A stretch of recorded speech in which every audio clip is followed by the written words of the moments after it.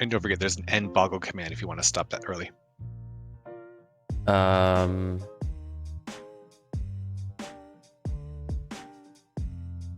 Ooh, I'm on a 7-stream streak. All right, let's get started. Yeah, we gotta start Valheim. Oh, I was so disappointed with that thing. What? The thing you said about the thing. Oh yeah, I'm surprised. I thought that it worked, but I think you might need maybe it's a mod thing to have the cartography table work in mapless. It would be such a wonderful addition. It makes so much sense. Yes. I still maintain, and I will die on this hill, that making a physical map is the answer. Yeah. Not with any of the like the the locations of stuff on or anything like that. Just literally just landmass, just a map. You could also where you are. You could also put in the seed number into the there's a link where you can look up maps, or you can generate maps. Oh, that's what I was talking about. Yeah. Putting the seed in that, but like there's options for those sites. You can tell them to like show you like where everything is and everything, but like no, just the landmass. Right. Just like the islands, that kind of thing. It's the bone mass. Yeah. Well, okay, that would actually be kind of funny. But yes. I keep forgetting that he's not actually called the Oogie Boogie. Well, we are going to start Beyond Shadowgate. It was, what, 2-3 years ago where we played... Don't say that. Yeah. Don't say that. When we played How long Shadowgate? have we been doing this in general? Since 2021. Are you serious? Yeah. Like May 2021 or something. April, May.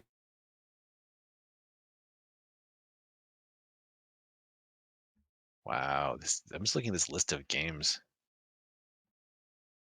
This is massively longer than the number of games I've completed on my own. I don't mean point and click, I just mean in general. Really? All games. Oh yes.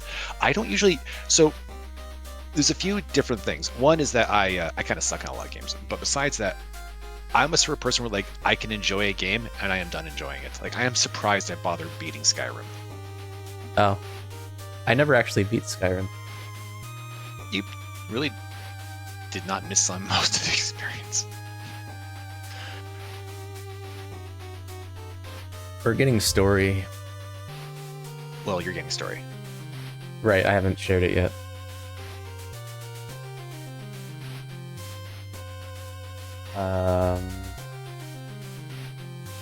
Whoa, I forgot that they changed this. Alright, you seeing it? No, it's... Oh, wait, there it is. Discord's being weird. No. Discord... I want to start this over so we can actually...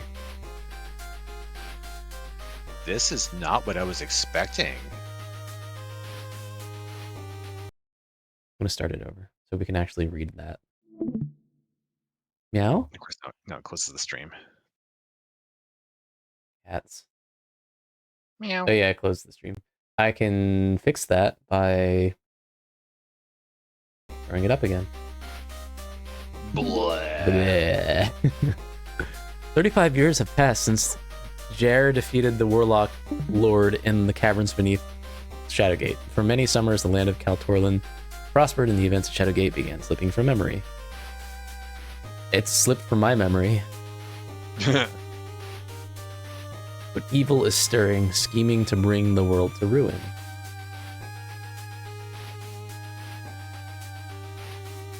Gwynethel, the shining jewel of Kaltorlin, has lost its king. Unrest and civil war have swept peace from the land. Amid the madness, a poor fenling has been cast into a dreary dungeon at the mercy of murderous prison guards. Murderous prison guards. But this is just the beginning of a journey that will push him to the edge of destruction and beyond. But...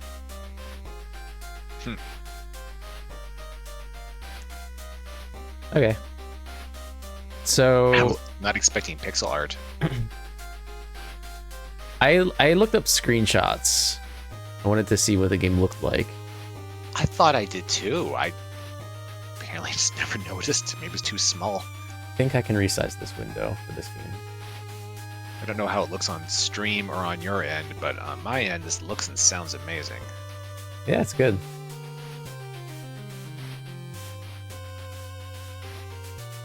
I think I can probably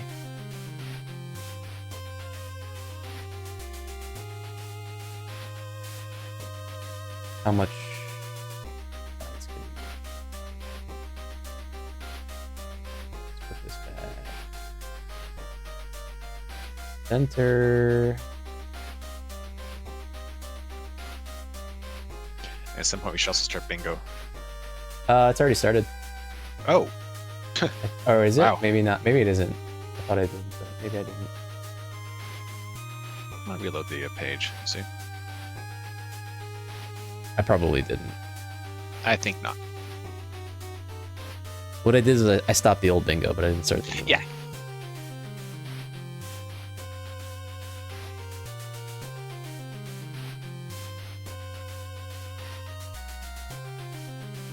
Okay, bingo. Oh, sorry. I mean, stream bounty. I am going. I've been meaning to make an event here. I'm going to make another event real quick. Oh no. Oh no. Oh no! What? Nothing. This is just where we flip the coin to find out if I'm going to feel self-conscious about something. It's something that's already happened, but I'm not going to count it. How? We just started. Stalking wins at Boggle.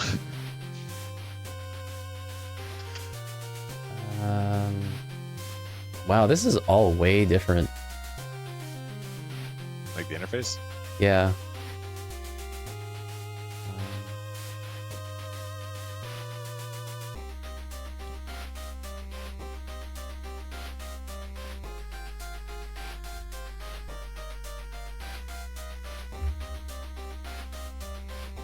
I have to go through some totally and look up the TurboGrafx game to see if it looks and sounds like this. This has got to be a remake, right? I really don't know.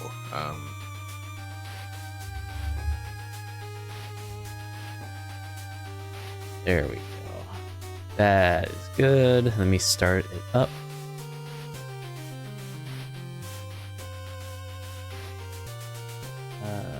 Go to channel.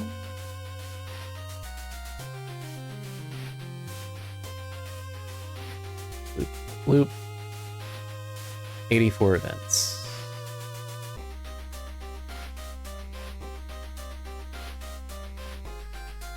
I've already got one square. You got one square, the free? Okay, yes, if you want to phrase it that way, fine. But, like, how many do you have? One. Oh, I Oh. actually don't play. I didn't think you did. I thought I had one more than you. Yeah. Okay. Beyond Shadowgate.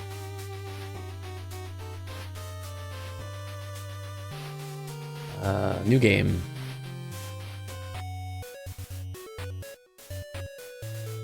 Dell's Cell. You are a carefree fenling named Del Thornborough who has the knack for accidentally acquiring things. So we, What's a fenling? Oh, okay, I was gonna ask, should I know what a fenling is? Is that a human from Fen? Are we human?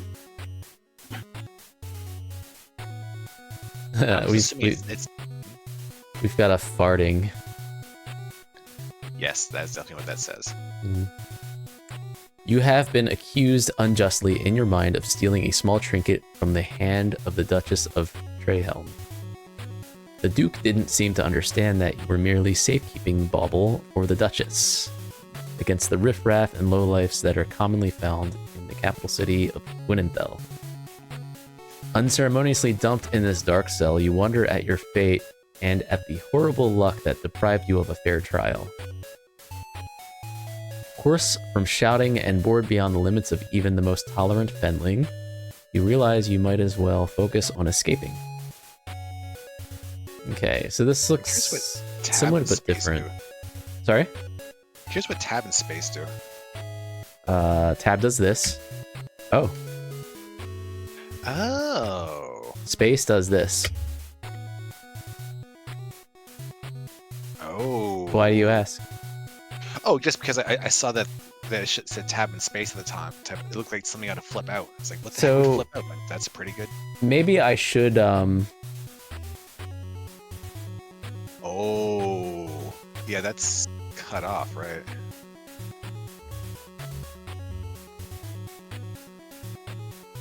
Wait, is it still cut off? No, well, it's not. Probably not Okay. now. I can just There we go. I'm also on a bit of delay on the stream. No, I'm just because the SPC in the top right looks funny. Yeah. Like it was like part of a word, but it's not. It's a whole thing. SPC. I didn't see those before.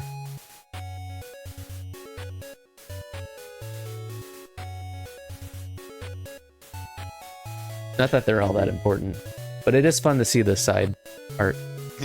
Yeah, I like that. Okay. How's the volume? Seems good. Actually, I can turn it up. I like Time pressure. Oh, there's time. Yeah. I forgot about time. Do we want to play with time pressure? Entirely up to you. Sure.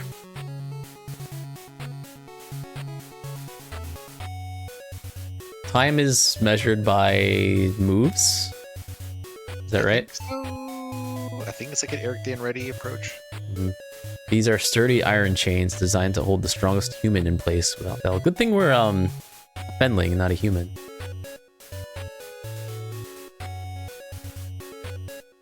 Luckily, they were not designed to hold fenlings. We are not human. You easily escaped moments after being locked up. Hey. Straw. Looking the dry straw over, you decide against lying down upon it. This straw is fit for nothing less than kindling for a bonfire. How do so we there's kindling and we're holding flint. Yeah, that's a good point. We just like smack it with the flint. How do you fail to take straw? Can we take chains? Really? Judging by the scrape marks, you guess that this bench is not bolted to the floor. Ooh. You cannot move there. Oh, right.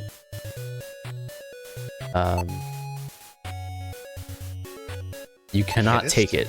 No, you cannot take it. That only hurt your hand. There's not a way to use. Ah, grunting with some effort, you push the heavy bench across the cell until it rests against the front of the door. Huh. Okay, now, is that so we can get higher, or is that so we can block it? Maybe it's so we can look out the window. The sturdy door looks to be a formidable barrier.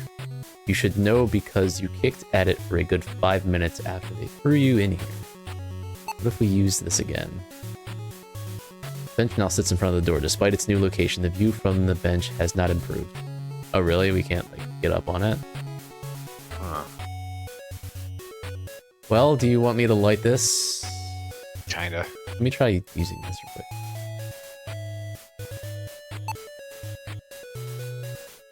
Okay. Well, oh, right. Use... Oh, flint. With great expertise, you strike the flint against the straw, creating a small shower of sparks.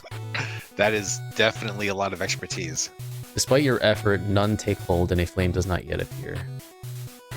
Well, what if we fart on it? That makes sense. Can we speak to the flames? Nope. Can we speak to the door? Ah, The hulking figure of the guard approaches the door. Quiet if ye know what's best, else I'll come in there and teach ye some manners. A maniacal chuckle follows the proclamation, lending credence to his threat. Oh, we should keep yelling for help until he opens the door, yells "shut up," tries leaving, trips, and the key falls down. Is that a reference to something? Curse of Enchantra. I vaguely remember that, I think. It's how we get the first screen. Oh.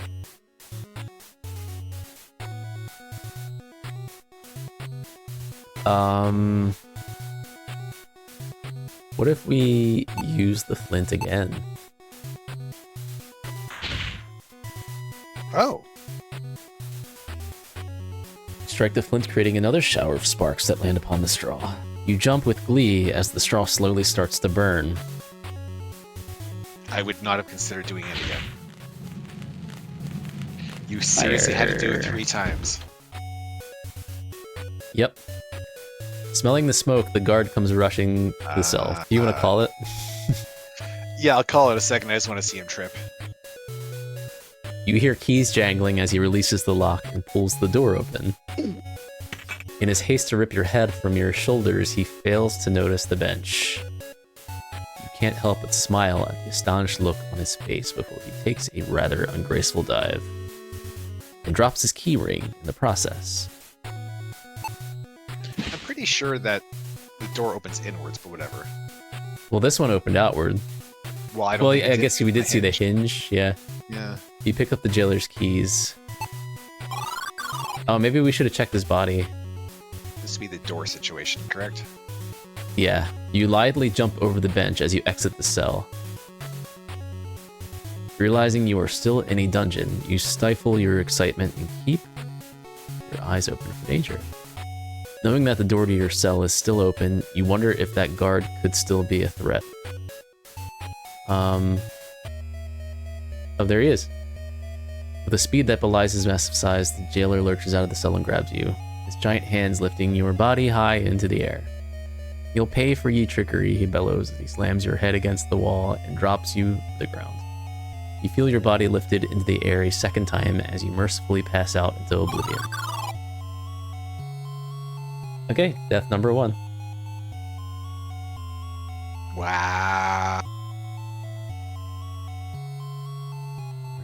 Technically, I think that was more than one death. I think that was like thousands of deaths. What do you mean? Because apparently the land of Cal Torlin fell to ruin as a result of our losing. Oh, well, we're just going to count our death. Yeah, I know. Oh, it's...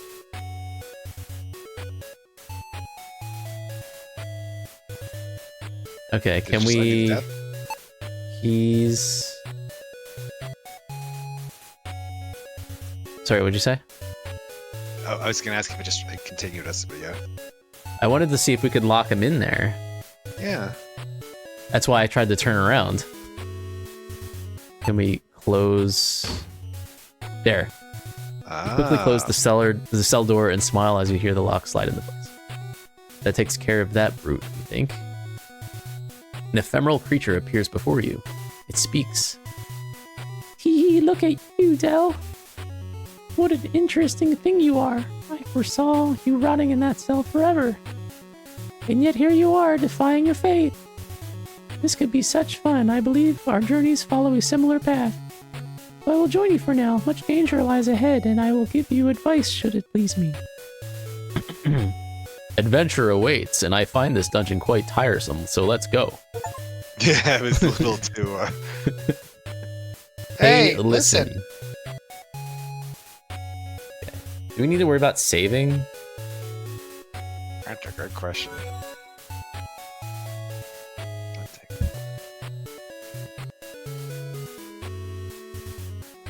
That's a good question.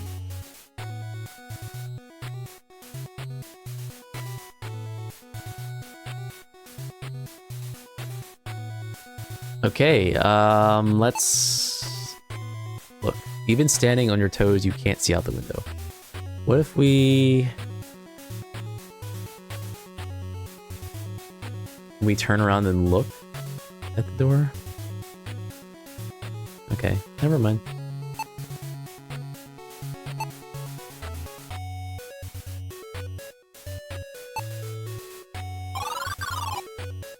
Oh. What happens if we click her? Oh, she's just a hint giver. Or, we don't know what she is.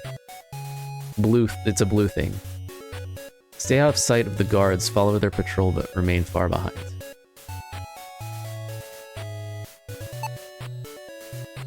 A hulking beast, a minotaur by the look of the horns, patrols the hallway mere feet in front of you. This rusted iron grilly securely fastened into place. The putrid smell it emits immediately tells you what it's commonly used for.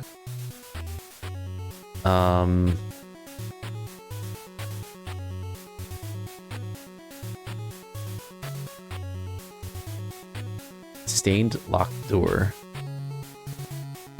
Your stomach gives a lurch, hoping the stain is not what you think it is. The wooden boards are too tightly jammed into their brackets to move. You are familiar enough with dungeons to know there is no unlocking this door.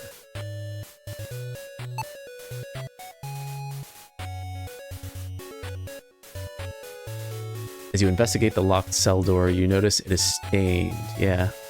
We have keys. Use keys. Door. With a satisfying click, the bolt inside the lock releases. Open. The hinges groan as the door slowly opens. Ooh. Ah.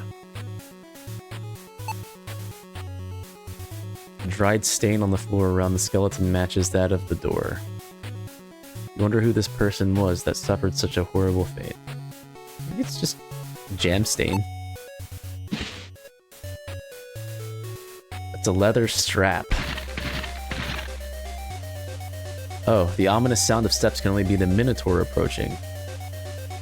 You decide stealth is your only chance for survival. As your mind races, your new friend pipes up. Teehee, the eyes of the Reaper are upon you. Such fun. You have mere seconds before death takes you. Hide or you will die.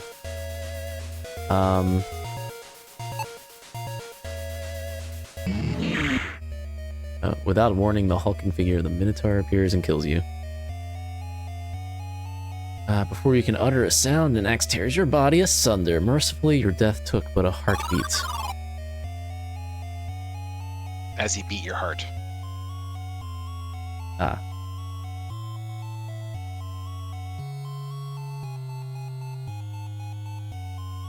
The world is doomed. Alright, so do we literally have like seconds or 2 moves? Probably a move or 2.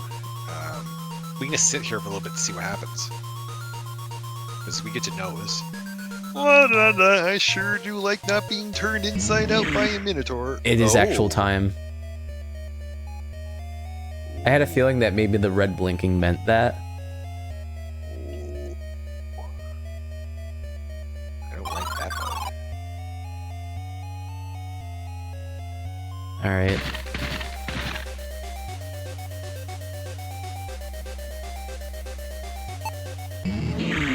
Oh, so if you... There's gonna be a lot of deaths. Yeah, between you and me, I'm actually just keeping track of them on a sheet of paper. We're at 4 so far. Yep. We hide under the body, like use it or something. I was thinking that.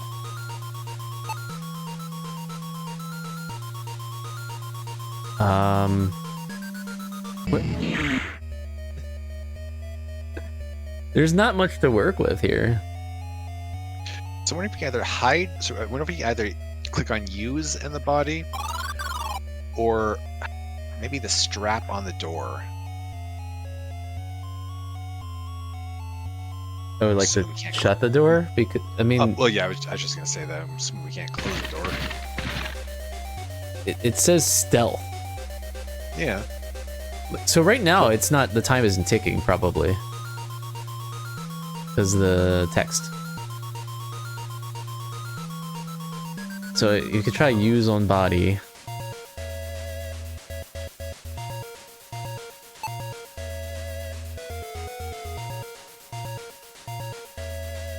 Again, paused. Hourglass. The grate is... Maybe the leather strap on the grate to pull it up.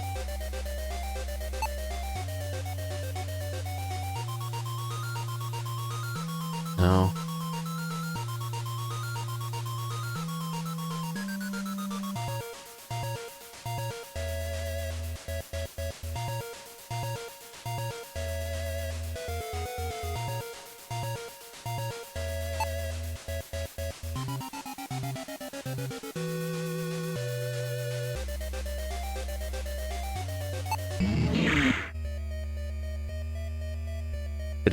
Did I try closing the door? No, not yet.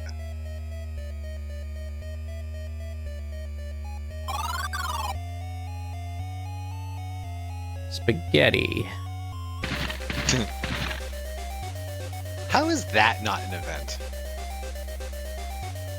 Because I make the events. The door shuts. Huh. Okay, but that's not going to be it. It might be. Catches the faintest trace of your sentence stands firm just outside the doorway. You don't think he can come in here? He might be able to, but it doesn't mean he will. Oh, you hear the heavy thud of footsteps echo in the distance as the Minotaur gives up and continues his patrol. Why would he give? He's outside of a cell door. He can't get it open? Well, I mean, he might not have the keys for it. Maybe he doesn't know how to use doors? You survived again. Remember this, Del. You must act quickly when you sense the Reaper's gaze, or you will surely perish.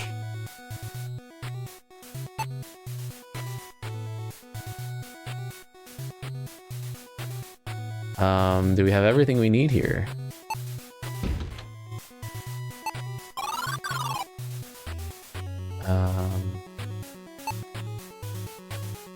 Oh, there's a torch.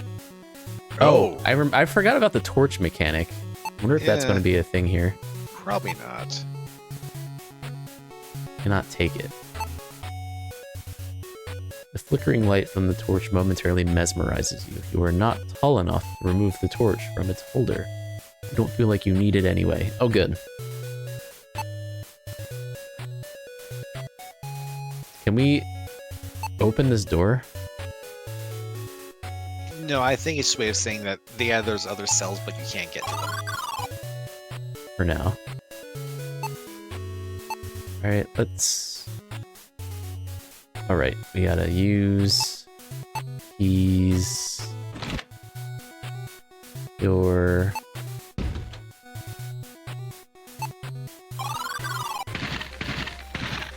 Okay. You hear his breath beyond the door, sending chills through your body.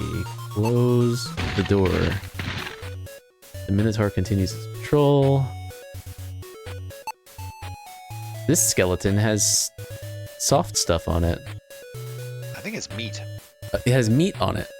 You keep a wary eye on the filthy prisoner, hoping that he won't touch you and give you some disease.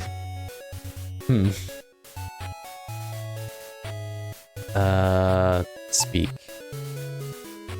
Who are you, Fendling? It matters not. I am Edward of the Kingsguard, master of the artillery division. Moons ago, we were escorting the king to the southern docks when we were ambushed by assassins. While many soldiers of the guard were killed, a few of us were imprisoned here to rot. The smells of this dungeon are of Gwynenthel, which tells me that friend has turned foe. I know nothing else, but I may be able to help you. You had no hope in combat against the Minotaur. Perhaps you can use this rope to build a ranged weapon? Find a cradle and a small projectile. A cradle. Like for a baby?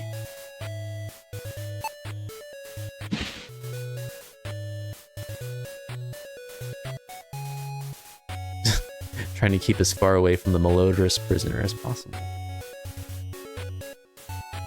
you have anything else to say?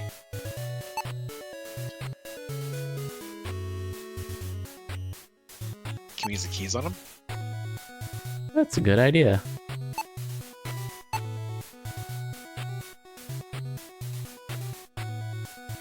I don't think so.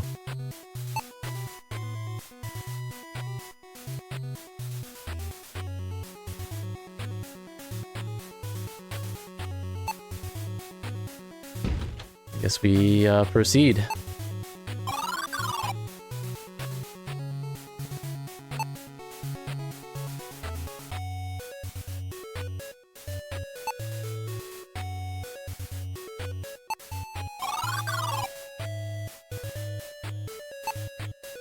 Sensing a pattern here.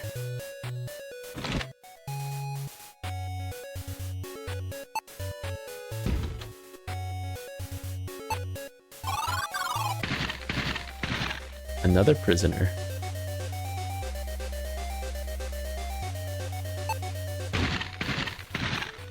Really glad this Minotaur doesn't know how to open doors. Is this one also diseased? Staring at the unfortunate man, you can't help but think about your uncle's cousin's nephew, who was thrown into a dungeon much like this one. He stayed there for 3 days before realizing that the guards didn't lock the door. In this case, however, the sturdy manacle set about his ankle tells a different story. Listen, Fenling, go quickly from here lest we both be killed. Escape this dungeon. Tell the people that Joshua, the king's counsel, is unjustly imprisoned. It's been ages since our party was assaulted and the king captured. They intend us to die here, but I refuse. I pried this stone from the wall, but these forsaken manacles cannot be broken. Take it, find a way out, and free us from this pit. Alright. He didn't see your performance in Saw. My performance in Saw? Because it was Carrie Ellis. Yeah, I gotcha. Yeah, I like explaining jokes.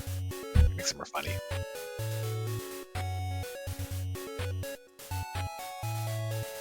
Okay. So now we need a cradle. The leather strap.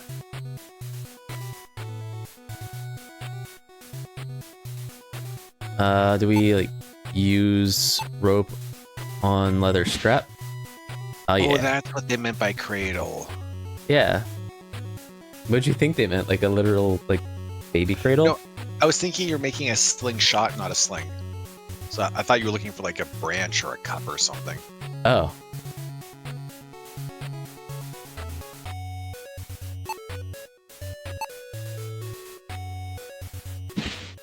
Loaded sling. Okay. Let's give that a little save.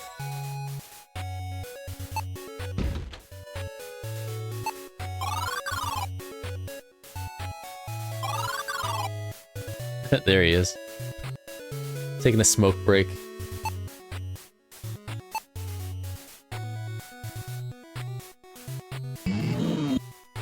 The sling in your hand, you prepare to ambush the beast. Unfortunately, he sees you and leaps from his post. Oh, so we...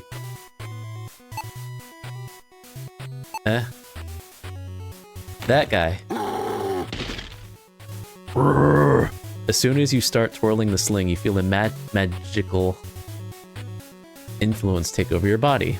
Death to the Philistine, you cry as you release the stone. With a sharp crack, the stone connects with the Minotaur's forehead, toppling him instantly.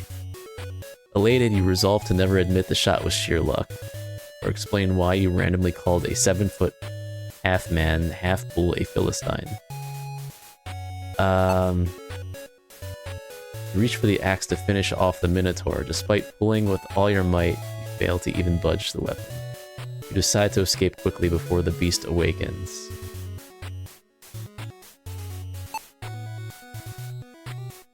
Okay, well... Wonder if it's worth going in these rooms. I mean, we have to find out. We have to find out, yes.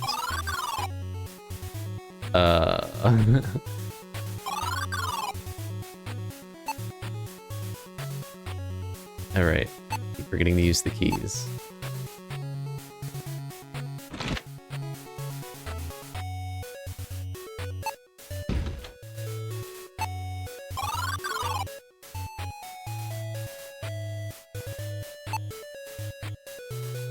The regal bearing of this man is not diminished by his unkempt appearance. This must be the king? What is this? This is some sort of shard. The upper part of the bone is sturdy and broad enough for you to hold with 2 hands. It appears that rats have gnawed the bottom half to a point. I bet we have to take this and finish off the Minotaur with it. We had to do something similar in the first one, remember? No, I do not. There were guards around the castle that if you didn't finish them off, they would get back up. So let's do this right away.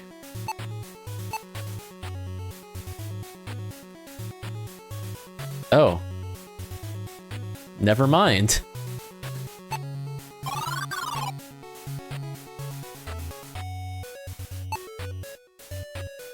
The weary prisoner looks up at you. A glimmer of hope fills his eyes. He says, I know not who thou art, little one, but I have no choice but to trust thee.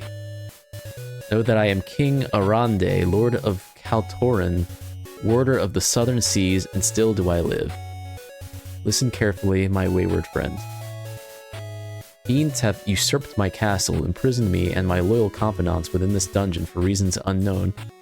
Without the royal seal, the claim to the throne cannot be legitimate, and another ruler may come to occupy my lands. Suddenly, you hear the jailer, whom you gallantly knocked out, thank you very much, start yelling at the top of his lungs. The king looks alarmed, his speech quickening. Take this! He rips the emblem from his sleeve and hands it to you. Yeah. Find the barkeeper. He and others I trust will recognize my crest. They will show you the way into my castle. Outside the cell, the jailer continues to bellow. The royal seal is obscured by sorcery. There is a scroll containing the disenchantment spell behind a loose stone in a castle stair. Seek the hidden way from my chamber and say to thyself the words from the scroll. Quickly now, you must leave before the guard returns. Okay.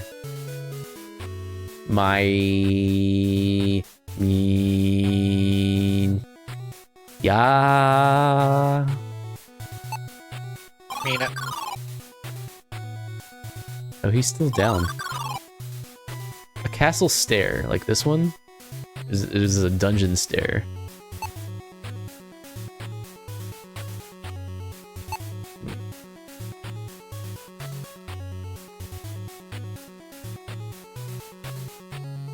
Let's look at the king's emblem. It is a tattered emblem of a raven flying across a field of red. The king said the barkeeper would know what to do with it.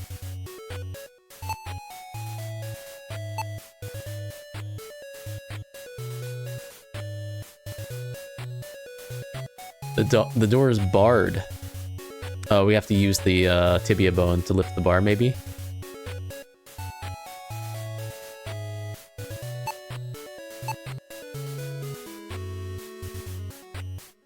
No? Can we take this torch?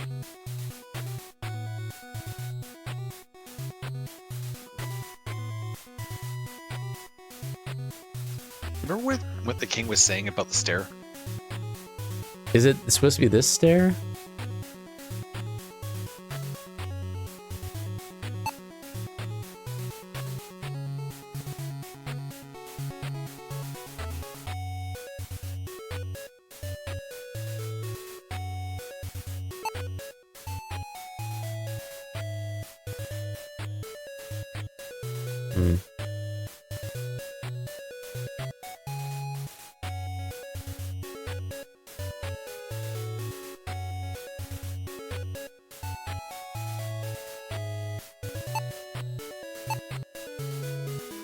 Oh wow, pixelated Ants is live.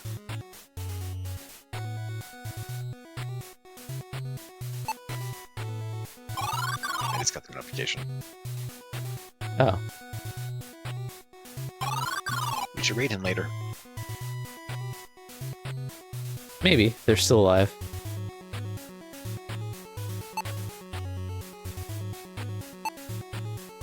Oh, maybe we can pry the grate up.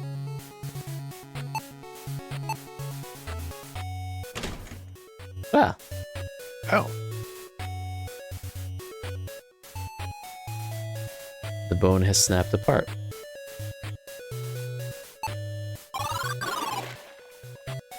Fearlessly, you jump down into the drain, thinking that it can't be any worse than an enraged minotaur. You fall an indeterminable distance before hitting cold water. Gasping for air, you bob to the surface of a subterranean river. A moment later, you wash ashore, shivering and coughing. You pick yourself up and continue your damp but daring escape. A passageway carved out of a rock. At the end, a bucket rests in a pool of water. An underground river flows swiftly through this cavern. Dim glow illuminates this passageway. Okay. Oh, we just went right into the river. Circumstances happen much the way you expected as the fast-moving water whisks you away down the tunnel. You are tumbled and bounced against the rough rock walls until you lose consciousness and drown in the swirling waters.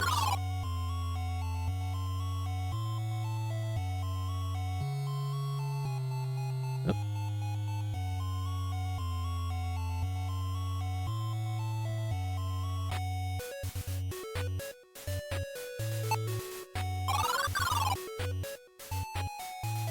I guess we go left here. Ah. This damp and dreary cavern is aglow with light reflected off the water's surface. A waterfall feeds the powerful river behind you. You hear scratching and scuffling sounds coming from beyond this passageway.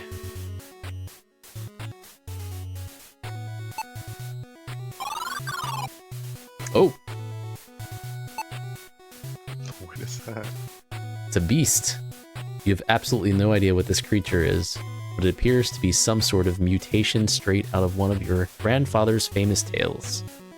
You vow to take his stories a little more seriously from now on. Speak. Ah.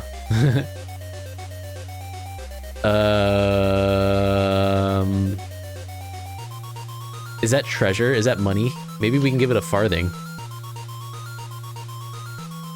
You can smell the farthing in your pocket. It surely wants to add it to its collection, even if it has to rip you apart to get it.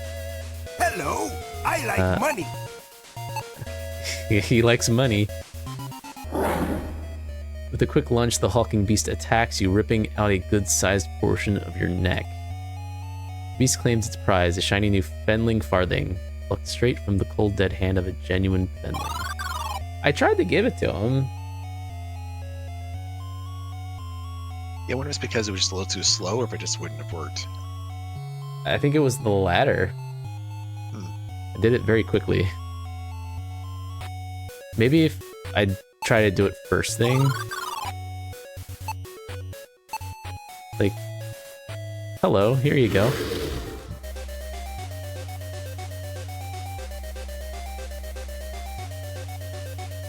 Can we...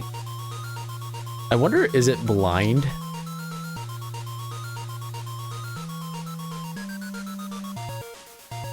It smells the farthing.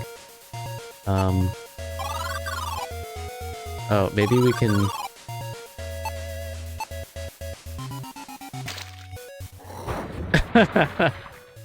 Nice. You pull your lucky Fenling farthing from your pocket. Creature stares at the coin as you hurl it into the water. With something resembling a squeal of pleasure, the beast plunges into the swirling waters. Forges along the bottom of the river looking for the shiny coin. Do you think we have time to go back to its den? I was wondering the same thing. His money's gone. What? He scooped it all up before he chased us? Okay.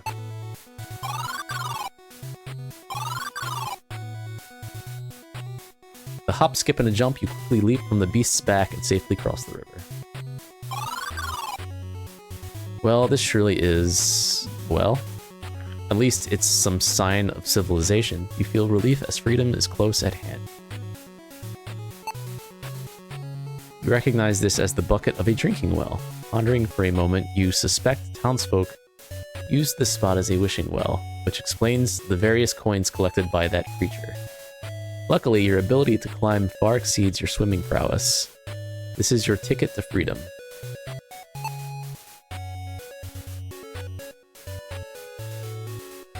Move. Escape the dungeon.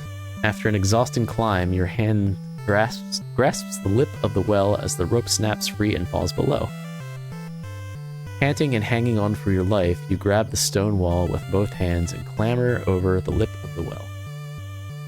You land in the mud with a dull thud, knocking the wind out of yourself. Luckily, no one saw your embarrassing fall. Easy as pie. You gasp while catching your breath and thinking there is not a dungeon in the world that can hold you. Looking ahead, you see city streets expand before you. A sigh of relief escapes you as the sun warms your face. Suddenly, the charge of the king echoes through your mind. Find the seal, expose the traitors, and save our kingdom. Remembering the king's plight, you steel your nerves and step forth into the capital city of Gwynenthal. Your determination to help is strong, an unusual feeling for a Fenling, but you sense you'll end up regretting this decision. Is that another coin? It's silver! Escaping a dungeon and finding a shiny coin? This surely is your lucky day. Yeah, I like money though. This wishing well has both created and destroyed the dreams and desires of many. Can we use the silver on the well? Well, I mean, maybe wishes do come true. I mean, how do you know? It would only maybe grant you a wish. Fair enough. So we can go left or right? Can we take the handle from the well? I don't know if it exists. Wouldn't have thought so, but... Yeah, good thought. You notice the lack of... oh, okay, that's the well.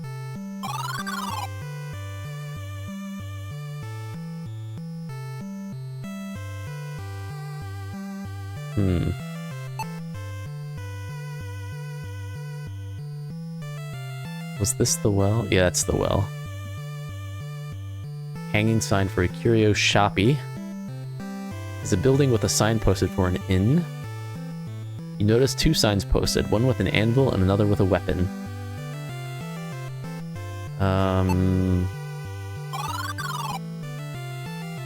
Curio cat. See curio cat carved into the sign with curious cat curios written beneath.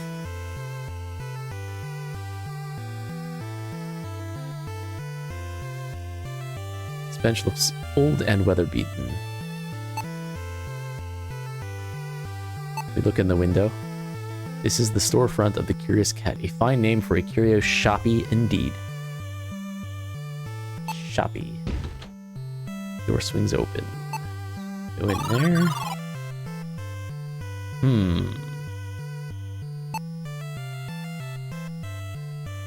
The clerk seems to be keeping busy, but you catch him watching you out of the corner of his eye. Is it because we're a Fenling? How dare someone think that we might steal? 'Tis but a minor bauble. However, note how the gem catches the light beautifully. The shopkeeper says, appearing mesmerized. What'd you say? How dare he think that we would steal? Yeah, how dare he think the thing that we would do? Exactly.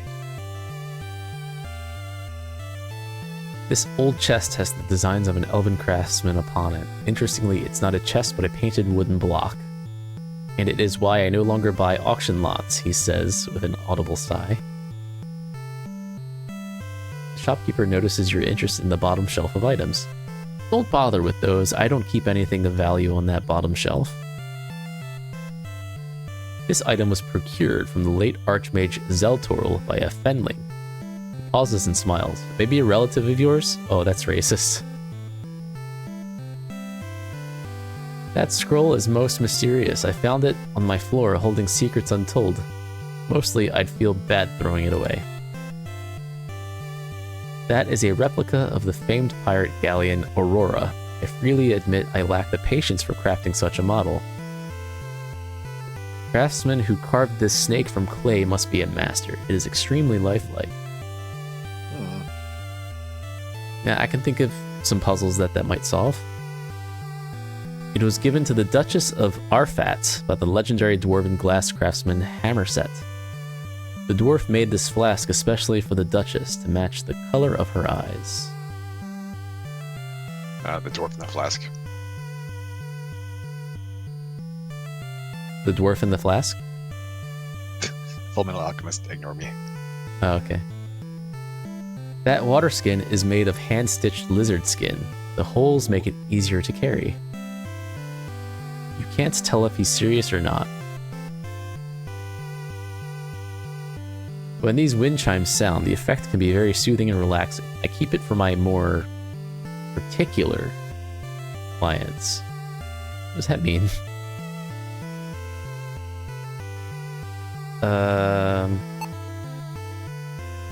Don't touch. Oh, let's look at this book. Trinkets of all varieties line the shelves of this curio shop. Can we give him a silver? You offer him a coin. He says, I would rather deal in curios than currency. I get fewer thieves that way. So you only do trades? We give him the king's emblem. That's right. What if we could just sell the king's emblem to somebody? Or trade it away? The shop owner looks at the emblem in your outstretched hand. A regal design, but I do not trade in fabrics.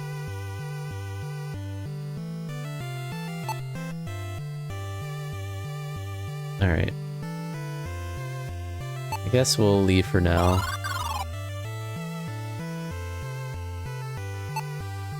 Where's this? Or shoppies. Wait, are we at 8 deaths or 7? We should be at 8, I believe. Oh. I'm apparently out of sync. I shall have to The update. Rusted Blade Inn. You read the proclamation. By order of Prince Elrith, beloved brother of the late king, all must evacuate tomorrow.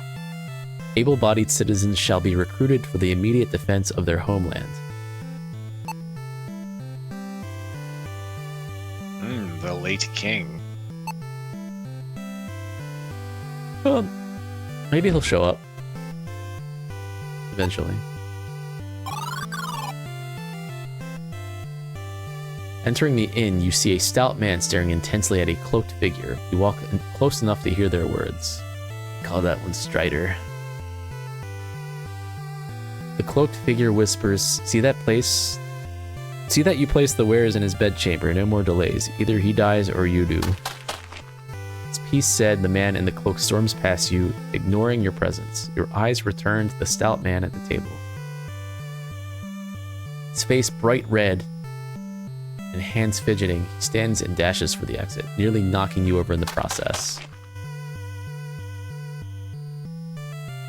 Jerk, you shout, hoping he hears you, but he is already out the door. Seeing your anger, the bartender speaks up. Don't mind Ovin, crooked as a gnarled root that one, wormed his way to trade minister and mucked everything up since. Now I can't help but wonder, what brings a Fenling to my inn, he says. Before you respond, you briefly ponder the ominous threats you overheard. Well, we can use the king's emblem on this guy. You show King Orande's emblem to the barkeeper, asking if he recognizes the fabric. He looks startled and leans close. He whispers, Do you want to be killed? Put that away. I'll not be telling ye anything without coin for me trouble.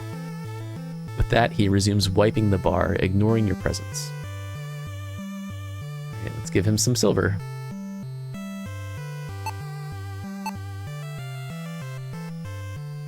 The barkeeper leans close, taking your coin while asking, "What is it you want to know?" Barkeeper replies, "Quit wasting me time. I've got your coin. Now show me what you got or be gone." Oh, just use the king's emblem again? You share the details of your perilous dungeon escape with less embellishment than your usual recanting of events. The barkeeper pauses for a moment before speaking. "That be the emblem of the king, but looks may deceive. Win and tell has changed, Fendling. Friends be rare and executions common. Prove to me the emblem be true. Now take your drink and be gone," he says quickly before yelling, "Tarina, a drink for the Fendling." So we need proof that it's real? How the heck do you do that? Certificate of authenticity? Oh.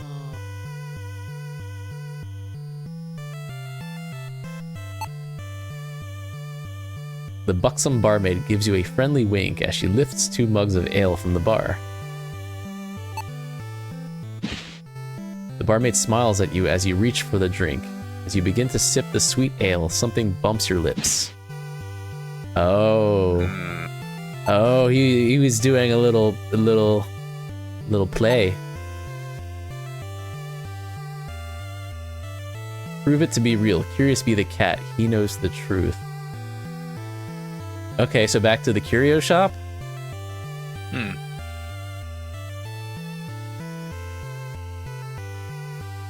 Okay. What is this note? By order of Oven Lonath, Minister of Trade. Why do they call him Oven? Oh, no. No. No. A boycott of all goods handled by the House of Hiset has been enacted. This trading house is suspected of conspiring against the late King Orande. Any citizen caught with their goods shall be promptly jailed and executed for treason. Oh, there's a sword. Blade? Check. Rusted? Check. Not the most creative folks around here, you whisper to yourself. Sword. The games table sits in the far corner of the inn. You guess that the barkeeper keeps his ale in these barrels.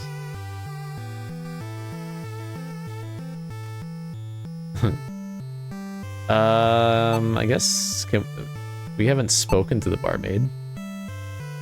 Enjoy your time at the Rusted Blade, fine sir. You look around, checking to see if she was talking to someone else.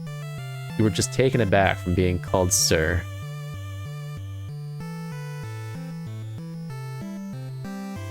The barkeeper looks you up and down with what appears to be mild irritation. Have you forgotten already? I said prove the emblem is real, then we can talk. The curio shop owner can tell, now get. So he's giving, okay, I mean, we got the hint. You didn't have to spell it out for us. Oh, the games table. We can move to the games table. Oh. Hi, Bosco. Bosco? Yeah, this came out in 2024.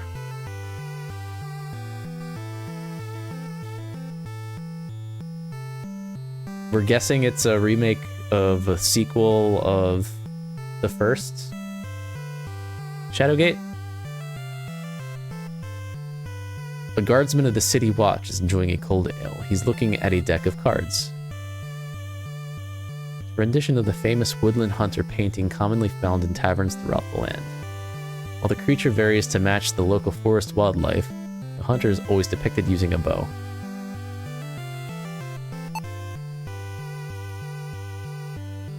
Look at his cards.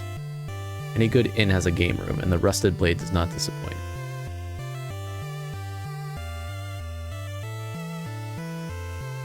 Let's speak to him. You challenge the soldier to a game of cards. He replies, happy to oblige when I'm all set up. Come back later. Okay.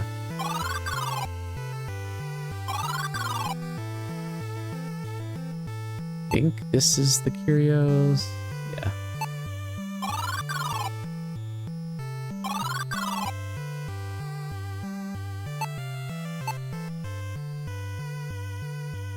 His eyes scan the note. I can evaluate your emblem, but my services are not free. That buffoon at the weapon shoppy badmouths my wares, yet refuses to return them. Get my golden dagger from him, and I'll verify the authenticity of this emblem. Off you go, he says with a thin smile. Okay, off we go.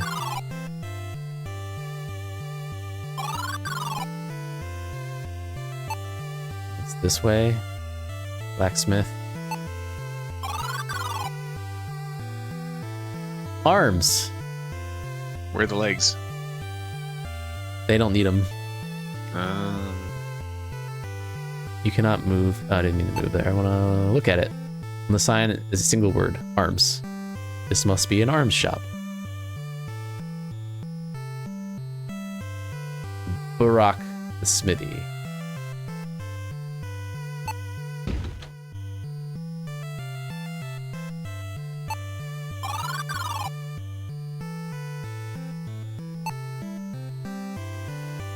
Point to the quiver. That holds bolts, standard ammunition for a crossbow. 20 silver coins, he says curtly.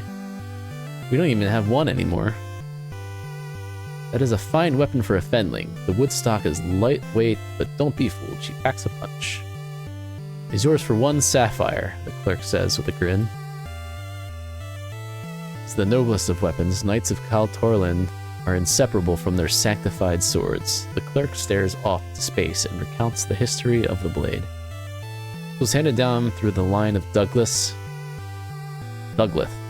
Aye, the armies of the Warlock Lord rued the day they crossed his honored family.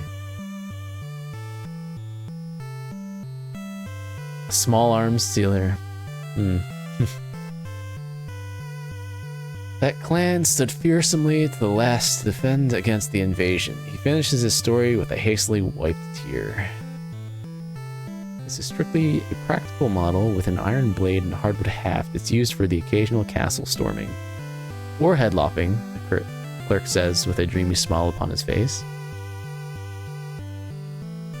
The head of this weapon is elegantly shaped, but in the hands of an expert, it is most deadly, he says bluntly. This light cavalry shield has the crest of the advanced scouting force of the Westland Army, founded in the forest. The carcass of the soldier looked to be eaten by wolves, the clerk says with a look of distaste. He leans forward and says, this warhammer is of dwarven craftsmanship. Note the shape of the weapon's head. He gives it a quick once-over, specifically designed for bludgeoning the thick skulls of goblins, he concludes. It's the preferred weapon of the Durian cavalry. Picture a company of horsemen whirling these above their heads. What a terrifying sight to behold, the clerk shudders and says no more. The man looks to be a battle-scarred veteran of many a war. He is busy polishing a blade, but you see him glancing at you. You explain your interest in the dagger to the clerk. He scoffs. That man is a crook, and he'll get no favors from me. The dagger is as magical as my left boot. You can help me. I fancy the rusted blade barmaid, but I've no courage to say so. Go, speak with her, tell her my feelings. Do this for me, and you shall have the blasted dagger, he says demandingly. You coward. You're not wrong.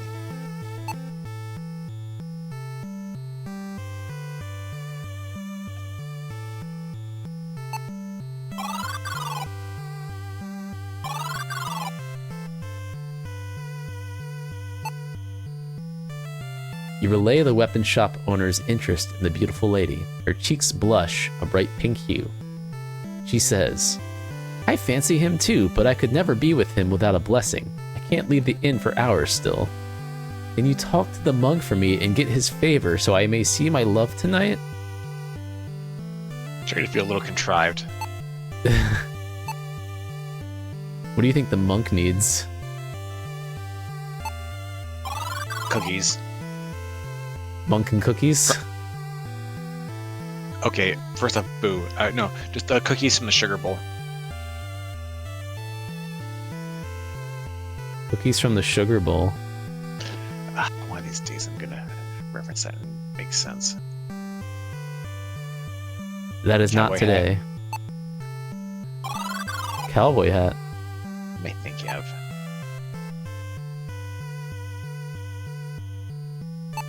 Go to the fountain. Hey, a money. Grinning widely, you reach down to collect the silver piece. Picking up lost valuables brings you immense joy. That's twice in one day. Fountain made of marble is spouting clear water. People in this town are known to toss in a coin for good luck. I'll try it again. Fountain.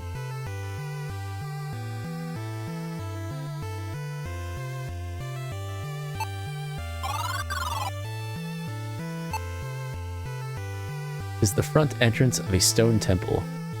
Well, the monk must be there. The cobblestone road connects the Castle Gwynenthel to the city square. I think that's the monk. The modest robes and gentle smile reveal this man to be a monk. You explain the barmaid's request and ask the monk for his blessing. He says, "It's about time with those two. Alas, I lent the charm to a soldier. Find him and return to me so that I may bless it." What charm? Which soldier? I mean, they can only afford to draw so many people, so it's probably the first soldier we see. Does he have a name? Soldier. Soldier boy. Boy, ah! The bronze plaque reads, "Enter ye in peace to the blessed sanctuary of the One, the God of all." The plaque reads, "All are welcome." Feeling of peacefulness envelops you as you gaze upon the entrance to the temple of the One, the God of all. Okay. Maybe this way? It's an ancient fairy stone. Seasoned magicians use these to cross great distances in the blink of an eye. A suspicious X in it.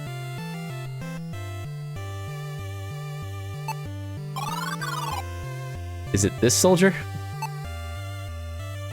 The sour expression on this city watch guard gives you the impression that he would rather not be guarding this gate. You are momentarily mesmerized by a blue sparkle reflecting off a pendant fastened to his belt. You ask for the charm. The guard nods, frowns, and looks through you. Indeed, it is lucky, but perhaps it is not. My troop was sent to patrol in the Torlin Forest. I returned alone in sorrow. Some days I do not feel so lucky, Fenling. A certain card-playing scoundrel took my war medal. Get it back for me, and I'll give up my lucky charm. His piece said, he returns to his watch. Okay, now I gotta go... Gotta go back to the guy playing cards. Gotta go find Torlin Passage.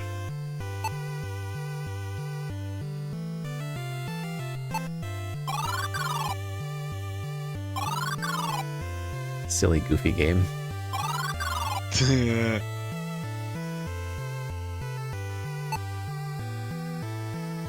I only play for money, Fenling. If you don't have a coin, then be off. Should we save? I guess.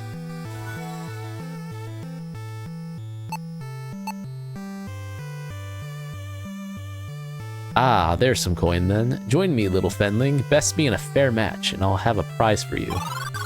Wait, Is it a war fair? medal? We can't cheat? The game is high and low. It's so simple even a Fenling can learn it.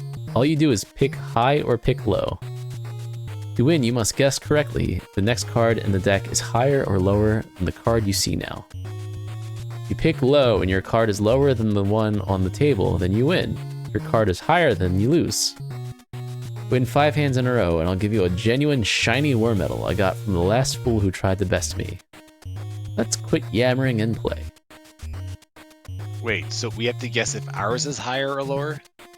We have to guess if this one is higher than 1. Okay. Which, I mean, maybe there's a 0 card. Alright, so we should say high then, right? Hi. Come on, Fenling, press your luck. Is this like a regular... It's not, because it has 1. Like, what does it go up to? How many... Hi. Wait. Low. I wonder if this is just random. Oh. Uh-oh. Another game, my friendly friend? I could play all day. Oh, he's just gonna let us play. It must be just random numbers. You just gotta get lucky. Yeah, Oh, I that's feel right like in the he's middle.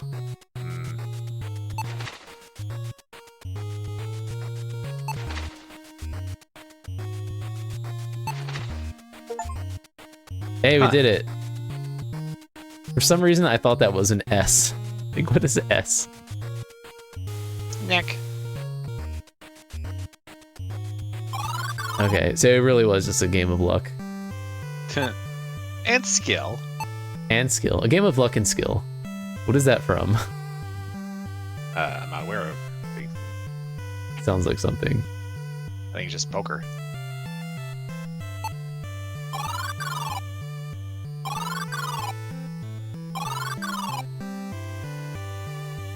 We need to bring this to the guy.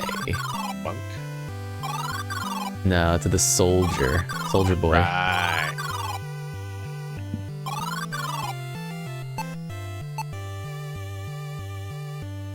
You hand over the war medal to the guard. He inspects it and hands you the charm.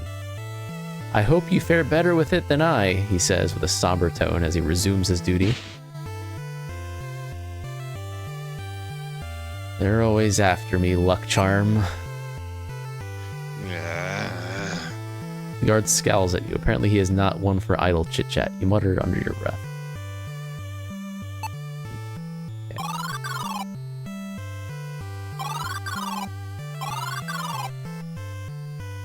We use the luck charm. We are unwinding the thread. The monk takes the charm, whispers some words, and returns it to you. Whoever holds this charm will be blessed.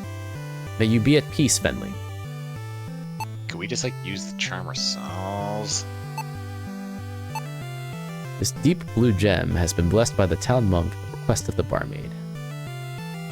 Oh yeah, we could use it ourselves, and we could marry the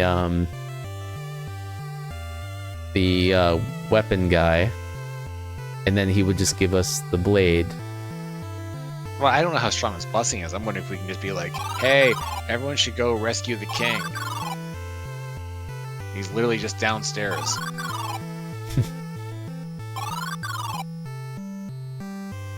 Use the blessed charm.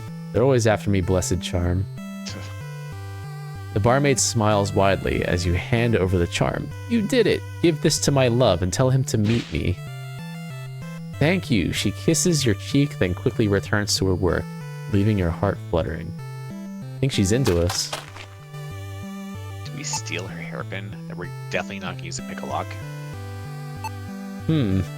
Oh, that's what she's giving us to give to the other one. Okay. Yeah. It is a gold hairpin that belongs to the barmaid. It is a gift for the weapon shop owner. That would be something if we had to use the pick a lock before we give it to the guy.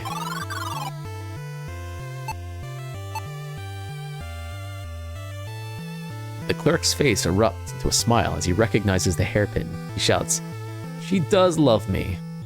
He reaches over the counter and lifts you into an uncomfortably tight hug. "Bless you," he says, delivering a kiss on your nose. I think he's into us. He lowers you down and hands over the dagger. Take this, you earned it, and my thanks. You grab the dagger, smiling thinly. Oh baby, oh baby, oh baby. Wiping your face, you reflect that these two are perfect for each other, with their love for excessive displays of affection and the very same Fenling. His intricately designed golden dagger. It's too soft to be an effective weapon, but it may cut paper and canvas. I'm sure you could kill somebody with it. I don't know how well it would work if they had like basic ring mail. Like ring mail over their face. Oh, that's a good point. There's always the face.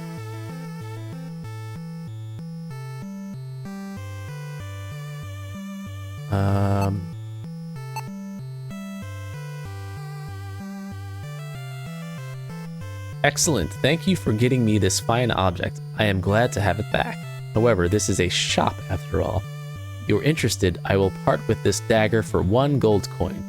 It is a steal at that price. Now let me see your emblem. Yes, it is authentic. Take this note to the barkeeper and show no one else, or you risk your life. Please keep the emblem. Keep the emblem? It looks I like you guess put it on he a shelf. did. It seems like that would be very dangerous, but on the other hand, that's his problem. Wait, where's the emblem? It's the second shelf up. Oh, that's the dagger, isn't it? Oh. Oh. Oh. Oh, my apologies. This dagger provides the owner with uncanny throwing accuracy. That weapon shop buffoon just didn't know how to use it properly. What? Oh, we can buy it. 1 gold coin. Alright, well, I want to show this to somebody else. See if anything happens. I'm afraid that won't get you anything, my fenling friend, but my prices are fair but firm. If you return... Okay, it doesn't really do anything. Unless there's somebody specific you can show it to that is bad.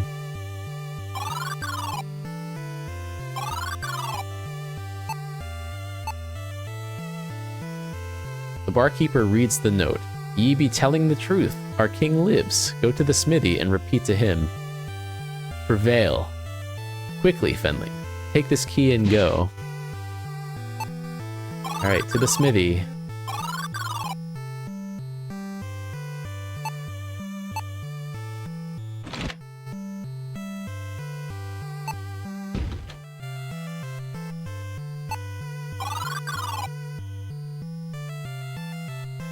He looks grumpy.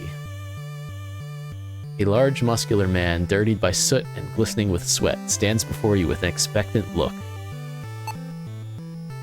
Remembering the innkeeper's words, you say, Prevail. The blacksmith's face changes to a wide grin. He says, I knew it. Hurry to the back. His massive arm nearly rips the door off its hinges as he beckons you into the room. Out the back, through the cave, you'll find an entrance among the rocks. If you get stuck, use the map for help. Now go. Like, not even a weapon? This round shield looks constructed of pine and iron. The craftsmanship... Can we take the shield? Can we have anything? No explanation. Just go. Just take my orders. Can we have a nail file? Is that a puzzle piece? Oh no, I think it's the latch. It's a latch. You walk past the mountain doubling as a blacksmith. Oh, I see what he said. I know. I see what it's saying. It's like, what mountain? And into a small room. Suddenly, the door slams shut behind you. Voices you don't recognize shout orders at the blacksmith to open the door. It sounds like the royal guard is looking for you. You hear keys fumble at the lock and drop as the blacksmith curses his clumsy hands. He's buying you time to escape. Oh, open. The trapdoor is being held firmly in place by the latch. Use the latch. Open the trapdoor. You see the letter? Okay, move. Go. Okay. The heavy wooden trapdoor was slammed shut when you left. You cannot lift it open. I hope there wasn't anything else in there that we need. So do I. This torn parchment is part of a map. Heart. Pick up and examine the discarded parchment. You realize that it is a piece of a map of the kingdom and surrounding lands. It's not complete, but it may prove useful, so you decide to hold on to it. Oh, here's the map. Ah. 14%. Is that game completion?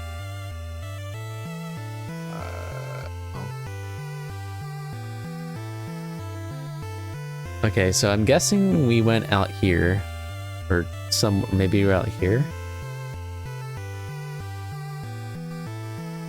I don't know.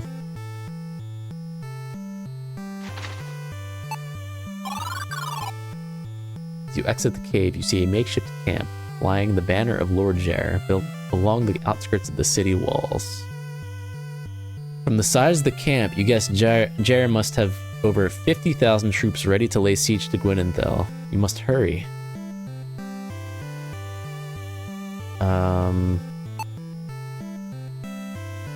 Lord Jer's army encampment is massive. You have to rescue the king before Gwynenthel is invaded and destroyed. Probably don't want to go that way. This goes back towards the castle, though.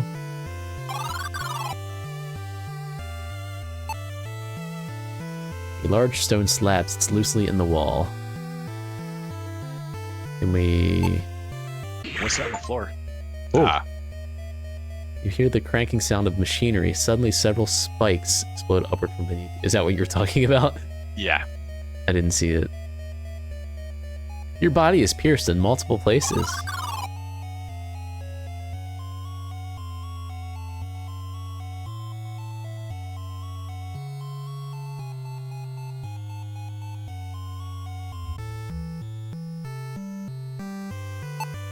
I think we got the point. Oh, I did see that. I just didn't really think about it.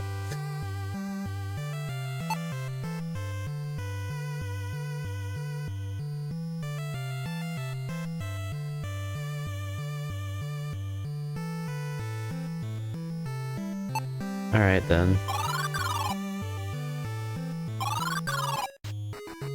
Oh. A soldier wearing the uniform of the Westland forces suddenly jumps from the underbrush and grabs your collar. He calls out, "'Tis all right, Captain. Just caught me another spy." The voice of the thick accent replies, "Aye, bring him along."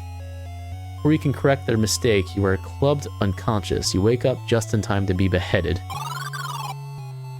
Okay, both directions are death. It's 10 deaths.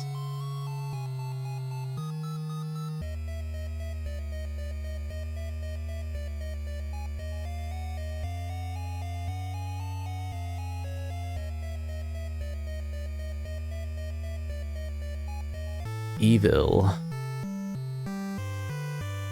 So what do we do? It seems like we should definitely check out the area with the spikes a bit more. So there's a couple possibilities. It could be that we have to put something down to block it. It's possible. Ooh, the water, interesting. It's possible that I forget what I said already, but we may have needed to hit a particular thing in sequence, or maybe. Maybe. Because there were like several of them, weren't there? Several of what? Like there's a slab in the middle, but isn't that like 8 different pieces? Or there's 9? Or no? I thought it was one thing.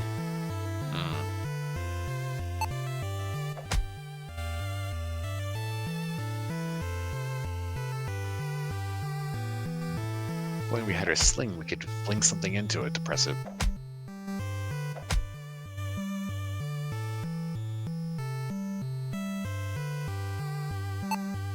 Stop hitting yourself, stop hitting yourself.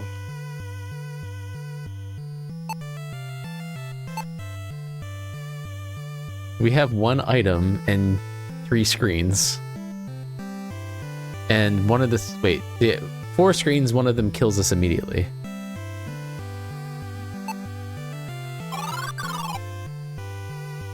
What if we hit the tree? Look at the tree.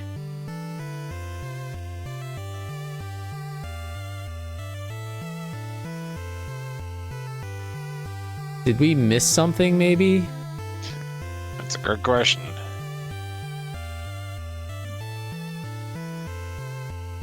I guess the sneaky concern that maybe somehow there was something in that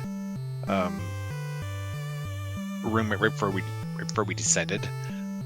But on the other hand, we haven't seen any soft locks yet. Also, the game doesn't easily let you go back Yeah.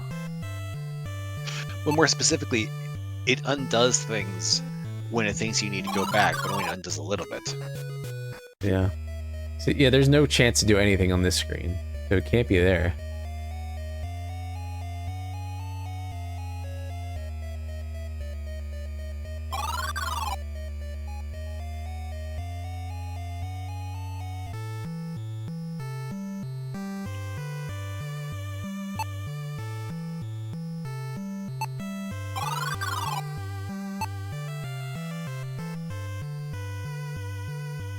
Melon. Is there anything we can do with this, the pattern on the ground, like hit it or something? Okay.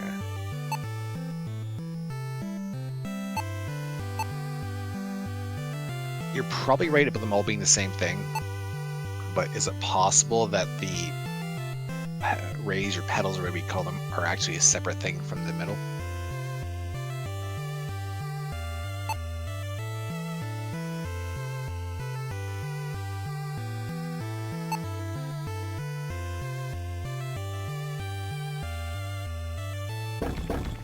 Oh.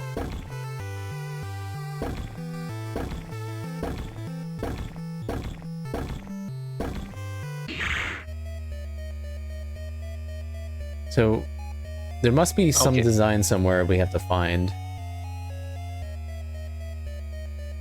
Hopefully not something that we've already passed. I wonder if it's on the map. That would be a really good call. Ah, yeah, there it is. So, oh, good thought. Is it the dark ones or the light ones?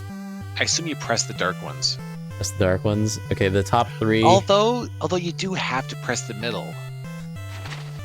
Let's just see what it looks like. Let's try the light ones, just because we know the middle is one of the things you have to push.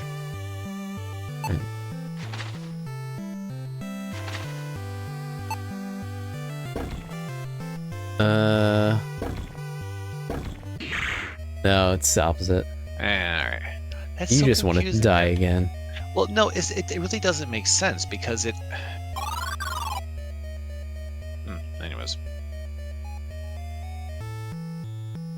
You know what they say. Bird in the hand is worth two in the bush.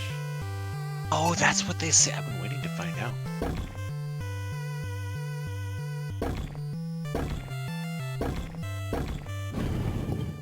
Center stone slides backward as the cranking sound of machinery rises to your left. The large stone doors slide apart before grinding to a halt. The way is now open.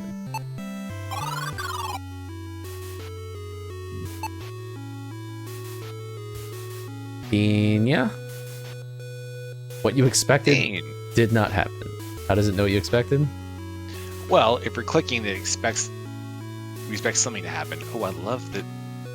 On the one hand, I love this effect of like the border around the screen. On the other hand, it's conspicuous that these torches are lit and the one in the screen is not. I don't think that's a torch. Is that not a torch? My first thought was lever. That was my first thought, but... Oh, alright. An old rusted iron lever. Maybe it's both. Protrudes from the wall. You wonder what it does? It levs. It's in the name. It makes sense. By the way this smooth slab of rock is set in the wall, you know it's a door. You grasp the lever and pull down hard. It grudgingly moves and then gets stuck. You hear machinery creaking to life as the stone door slides open. Can we take the spider web? Assuming that's web. Castle Crasher. Ooh. You exit the secret passage and step foot into the splendor of the lower level of Castle Gwynenthel. In fact, you remember being dragged through this very corridor on your way to the dungeons. The king's words ring in your ears. Fiends have usurped the throne. Find the scroll of disenchantment. Right, in this castle stair. Collect the royal seal from my hidden chamber.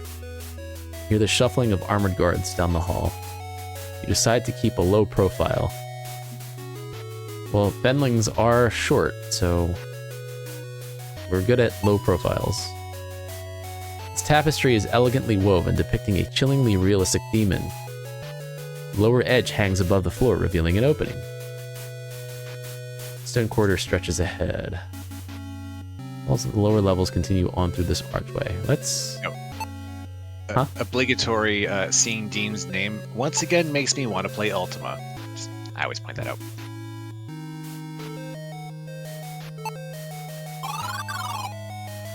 Oh, this is where we came from, I guess.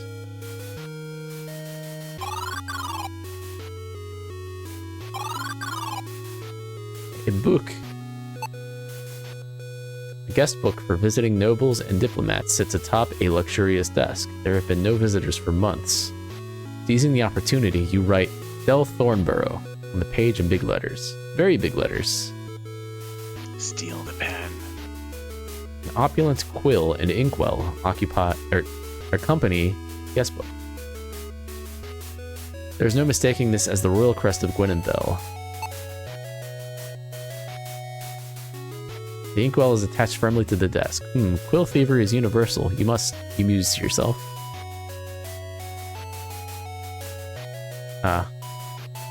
Okay, I get that the inkwell is attached, but we just use the quill. Maybe it's like in banks, so they have the little chain. Oh yeah, that's probably it.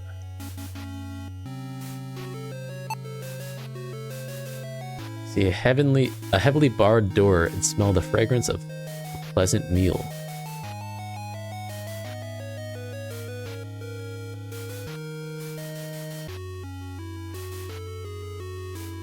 Castle gates. Oh. Wax from the candles is slowly dripping down the candle holder. It's a lovely ornament, but of no use to you. I'll take it anyway. We have no way of knowing that wax will not be useful. True. This mechanism is a castle gate control. Only the finest castles in the land can afford it. You pull the lever back. Sounds of grinding metal resonate through the hall as the gates open behind you. Wrong lever!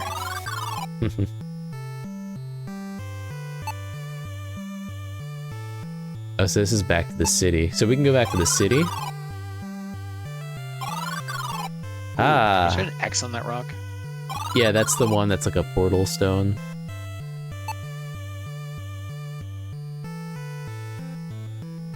I imagine that'll be useful later.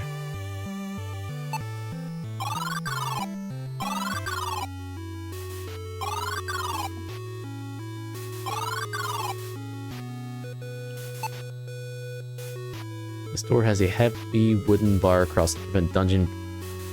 Oh! So if we open this, then we can get back to the very beginning of the game, probably.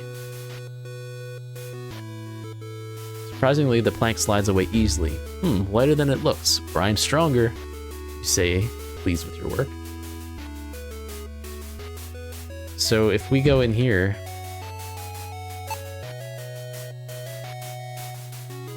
We remember all too well that these stairs lead down to the dungeons. I guess we don't have to go that way. Well, what? It's neat. You're right. It's neat. This must be the kitchen. The fork and cleaver imply this is the kitchen.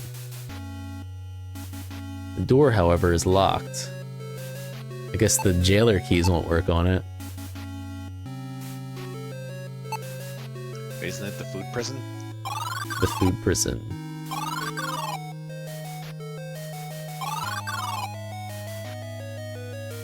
It's the refrigerator.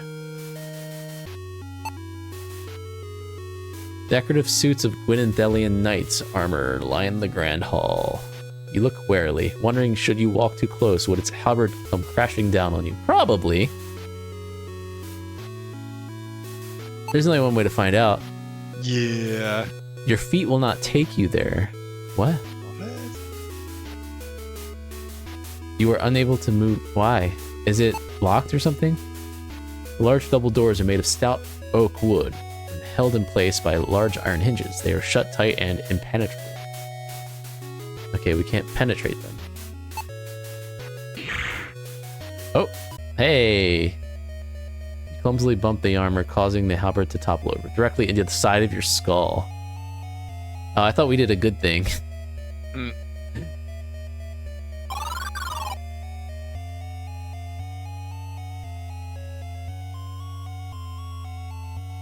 World is doomed. Doomed.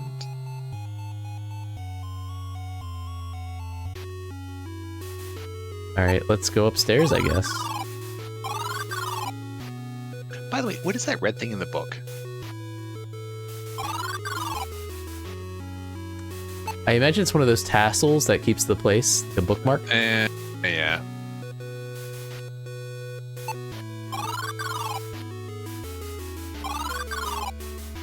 Ooh. We'll need a tool to pry it out. So many ways to go. Castle Tower. The livery.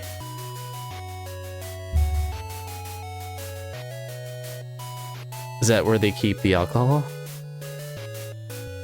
Oh. Huh. See doorways on both sides of the hall ahead.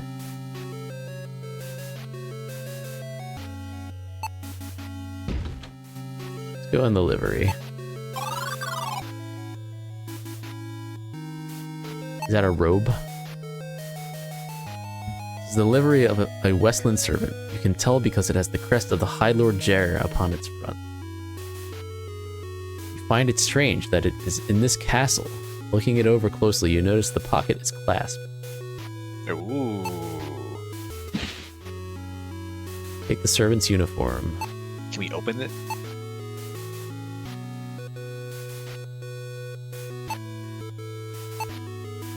You unclasp the uniform pocket, reach in and take out a gold coin. It's your lucky day. Start thinking of what you'll buy with your gold loot. You remember the curio shop owner was looking to trade. Jeez. You realize that you have no use for the uniform, so you discard it. So we can get that gold dagger. Which totally makes sense. It What makes is our this thing? throwing really good. Well, no, that's not what I mean. I mean, from the curio shop's owner's perspective, this is a gold dagger. We're gonna buy it with a very small piece of gold. Well, I mean, it feels could be we're like trading. purity. It could be different. I Yeah. don't know. Yeah, you're not wrong.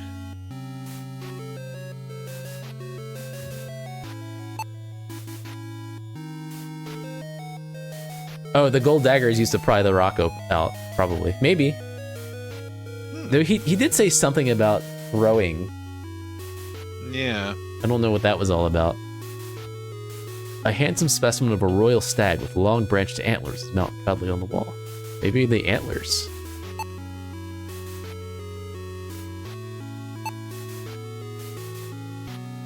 There's a bookshelf with tomes on proper etiquette. Oddly, there is a book of recipes on the shelf as well. Gee, I wonder if a chef in the kitchen is gonna want that.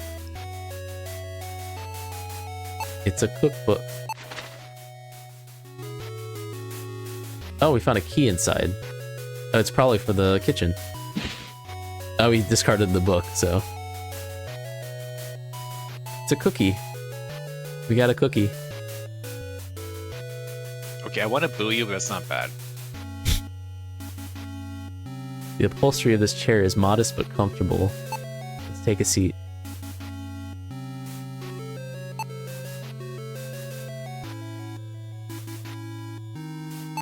Alright, so I guess let's go back into town. Or should we go in the kitchen first? What do you want to do? Town. Okay. Let's go get the gold dagger. Oh, it went away.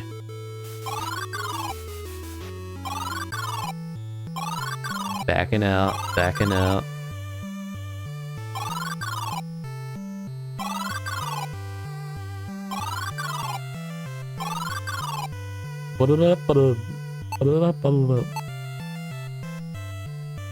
He takes your gold coin and says, "Thank you. Remember, you are getting a bargain for your trouble." Oh, he just gives us the dagger. There's no other choice.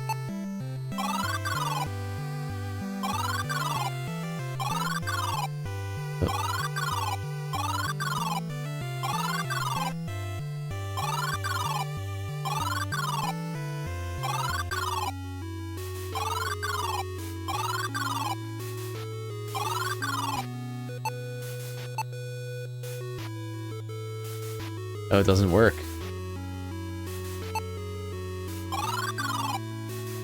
Let's look at the dagger again. Make up paper and canvas. It's not an effective weapon. But he still did say something about it improving throwing. Yeah.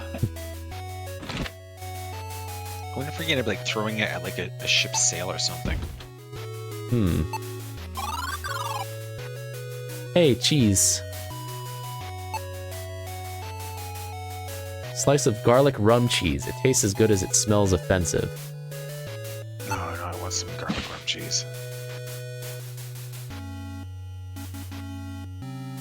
Oh, at the very least, I really want some garlic cheese. I don't think it's a thing, but I want it to be a thing now.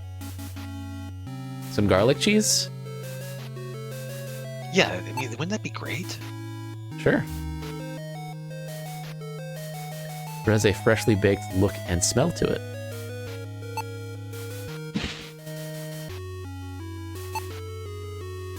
The serving tray is made of pure elven silver. The metal is known for its legendary ability to reflect any incident light. It's like a giant silver coin.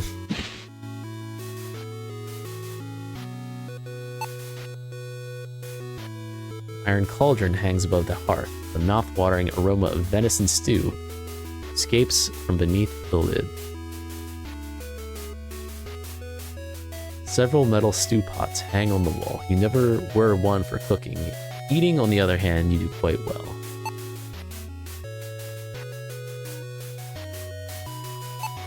This is a spoon. The damage... Spoon! The music is good. It is, it's pretty good. The damage on the spoon implies it is seen use as a tool and not for cooking. Surprisingly hard. Okay, that is our lever.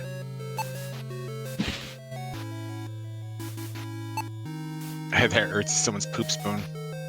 It's not a knife.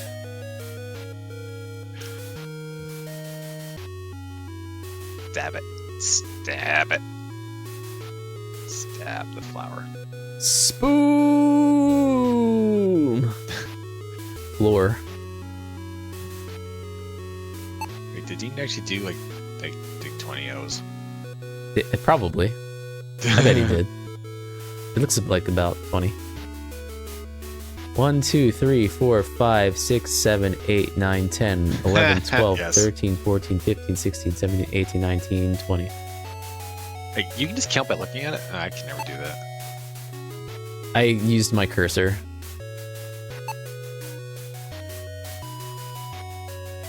Flour spills onto the floor. Yeah.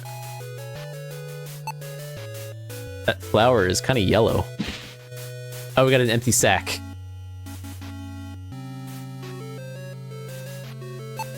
Maybe we can hide in it. It's an invoice from the tavern. Bottle of the King's Wine X1. The number of zeros on the bill is astounding.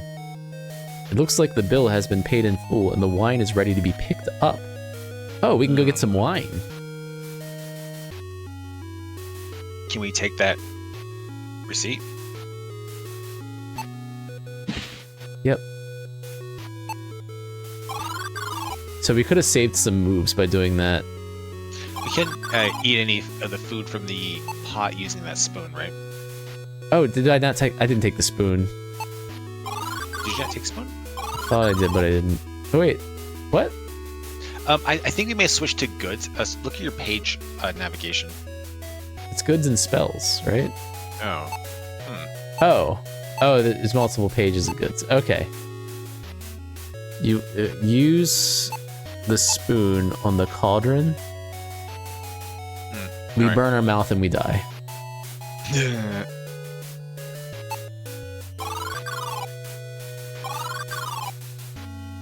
Use spoon. You jam the spoon into the crevice and slowly wiggle the stone free. It drops to the floor with a loud crash. Hidden space is revealed. You take the scroll. Gently open the scroll and begin reading. Royal seal is proof of sovereignty, and only a king may bestow it on another. The Shimmering King as witness. One king shall say this spell of disenchantment to the other. Targwynthal. You realize it is a magical word of power. You have, in fact, been given some sort of magic. You've learned the spell Targwynthal. Disenchant. Did we go up here? Yeah, we did, of course. Let's go see if we can get some wine, I guess. I don't know. Do we know where that is? Didn't it say the tavern? Oh, right. Oops.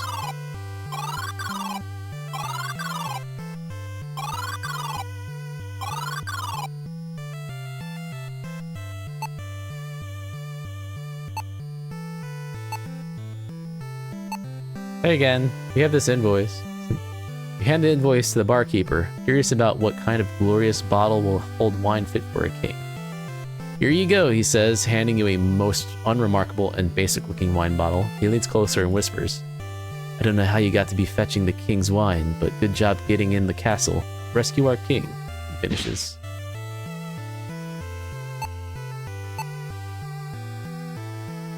"100 years.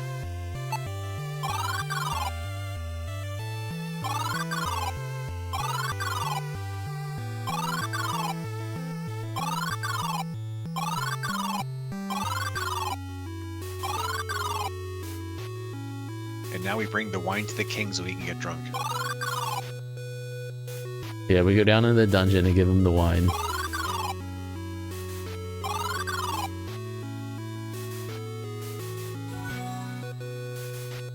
Alright, we've got other places to go. What's this? The plaque reads, The Great Tower of Castle Gwynenthel. It's firmly locked. I definitely don't keep reading that as Castle Grayskull. Oh. Uh-oh. Step into the hallway, you see a gaunt figure approaching. A raspy voice calls out to you. Ugh, I didn't know they allowed your kind in my castle. You must sully my halls, then know your place and show deference. Bow your head to the royal chancellor and address me as Sir Belazar, halfling, or I'll have you reprimanded at once. Do we still have a dagger? Halfing. Oh, yeah, I didn't even notice that. Halfing. You slowly bow your head and through gritted teeth utter, Yes, Sir Belazar, as the man walks past you down the hall. You lift your head and wonder if there's something in the water supply that turns the people here into raging jerks.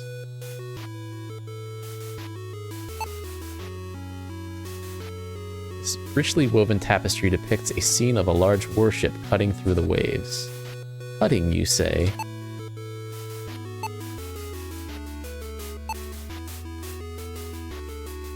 No. Peering out the window. Hidden behind. Sorry. Yeah, hidden behind a tapestry, I guess. Peering out the window, you see large mountains far in the distance.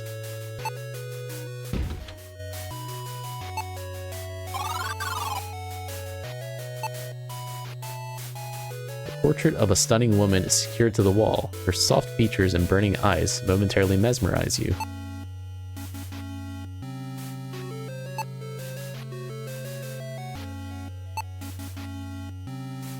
It's a gaudy portrait of an obese man. The inscription reads, Oven Lonath, me. You recognize him as the portly man who dashed by you earlier in Gwynenthel.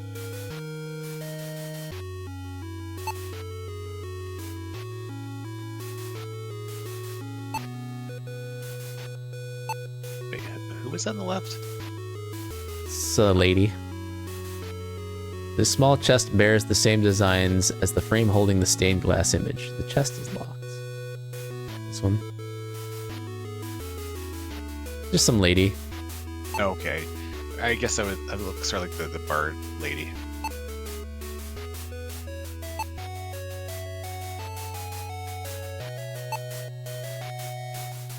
An elaborate stained glass image is affixed to the wall. It looks decorative as no light shines through from behind.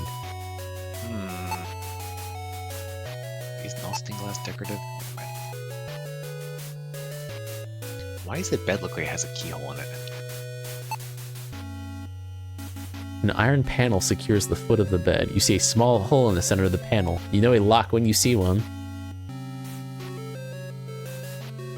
Apparently I do.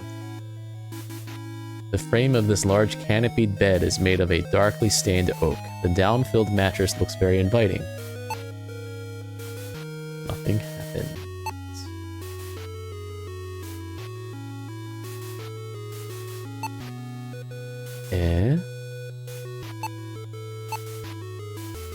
We have a jailer's key, but that's not going to work. So, does it think that chest is a chest? Yes. So there's two things here to unlock. Mm-hmm. And possibly a window to break. Mm-hmm.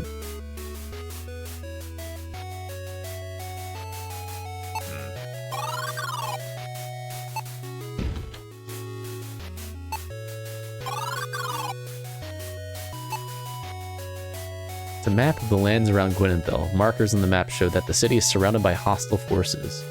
You notice that it is suspiciously only loosely attached to the wall. You easily take the map off the wall and set it aside. So we can't take the map. Well, that looks like a key. No, probably not.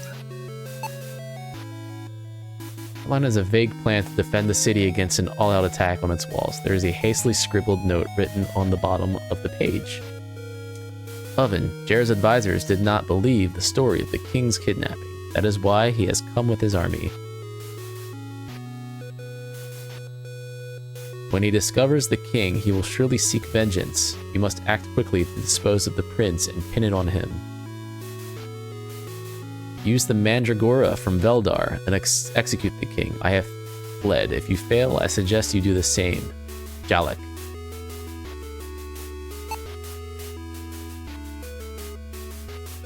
Oh, yeah. I wanted to take it. The title of the closed book is A Chronicle of the History of Kaltorlin.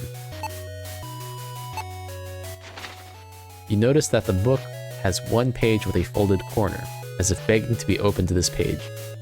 It contains a passage about Prince Torlin Gwynthal, the founder of Gwynenthal. Prince Torlin Gwynthal looked across the battlefield. The barbarians had been defeated, but at a high price. The glimmer of a tear, the prince turned his head towards the setting sun and raised his right arm to salute the fallen. He stood there silently, paying homage to those whose sacrifice opened the path to victory.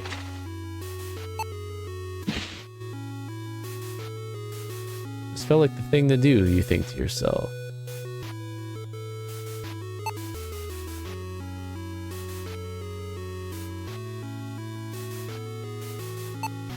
Okay. Let's use this key on this chest. Aha! As you turn the key, you hear mechanical sounds stirring from behind the stained glass. The glass explodes outward, launching deadly shards through your face and body. You have sprung a trap. As you bleed out, you stumble around the room, only to trip and bash your head on a bedpost. Okay. I mean, this is pretty funny. I wonder if we have to cover the window with something before we try to open the chest. I think it might just be that the chest is a distractor because the bed thing is the actual chest. Maybe. Ah, the panel opens to reveal a hidden compartment. There's a book tucked away in a secret compartment under the bed. Strange. Reach to the compartment and take the book. You are excessively curious about its contents. Begin reading the sloppy handwriting. Veldar says King Arande's embargo on Kalzathan will be my death. This foolish embargo allows the Westland trading house of Kiset to capture Veldar's customers and diminish their strength. If I don't stop the king, the House of Veldar will expose the exclusive trade contract I gave in exchange for my properties. Skip ahead a few pages. I've been haunted by a dream in which a shadowy figure tells me how to solve all my problems and silence the king. The figure revealed the warden's secrets, which I discovered were true, and blackmailing him was easy. I hired bandits and convinced the warden to install a special jailer. We attack when the king travels south. But I can't shake this feeling of being manipulated, that my thoughts are not my own. Final entry reads, I awaken in a cold sweat every night fearing capture. Eldrith is less stupid than I thought. Maybe he suspects something. This proves Oven and Veldar are traitors. Surely there's someone in this castle you could show this evidence to. But not just anyone. You don't know who you can trust. Tuck the evidence away for safekeeping until the time is right. Evidence.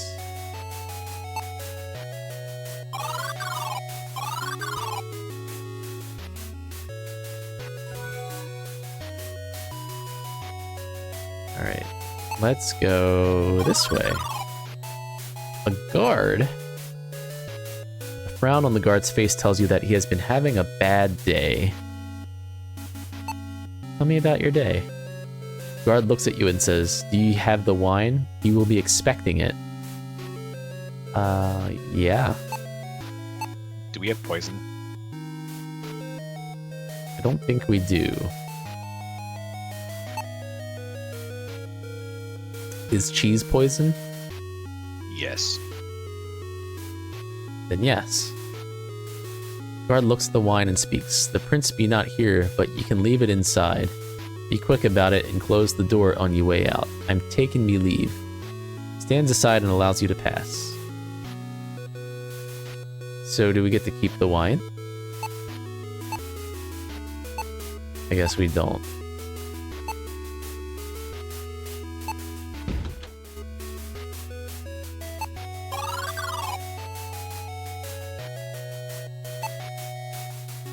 A great black dragon soars over a red background on this richly woven tapestry. You notice it swaying gently.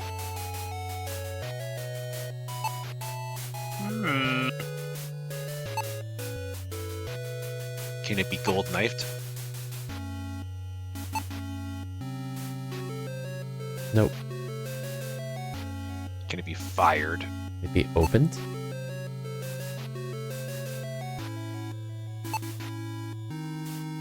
Fine workmanship of this large bed is clearly seen in the carving of its frame.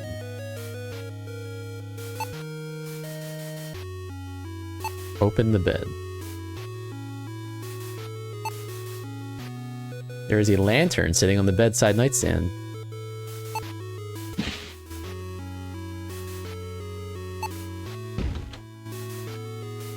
Pull the drawer open. A single item looks unusual among the expensive pieces of jewelry. Alright, let's take the something unusual. Ooh, it's a mandragora. It's shrieking. We need to gag it immediately. You've earned the ire of a mandragora. In a few moments, its screams will drive the soul from your body. You must dispose of it quickly. Cast it into the fire. Wanting nothing to do with the creature. I know we need it, don't we? Oh no, I think you did the right thing because look where the flame spread. Yeah. I thought we might need it though. I guess not. I guess that was its use. The mandragora howls as flames crawl over its body. Embers from its flailing limbs ignite the wall tapestry, which burns as quickly as the vile mandragora. In moments, the tapestry is no more and a magnificent suit of armor is revealed. The luck I have, you say gratefully. Death by mandragora is no way to go. These monsters wanted the prince to suffer, you say as your resolve renews. A majestic set of armor stands against the wall. You notice the helmet and gauntlets are loose, as if they were recently moved. An inscription on the armor reads, Torlin Gwynthal.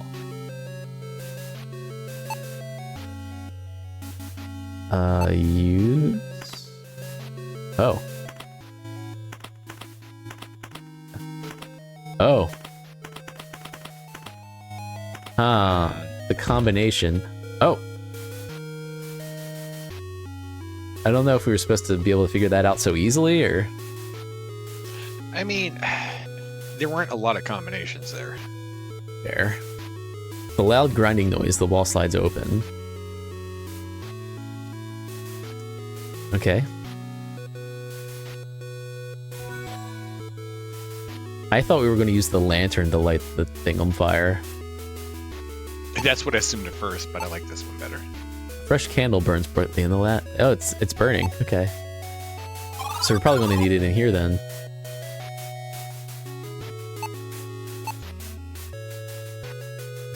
I guess it's... I don't know. It is a painting of a lovely woman with flowing brown hair and a piercing gaze. You see an unusual bump on the bottom of the canvas.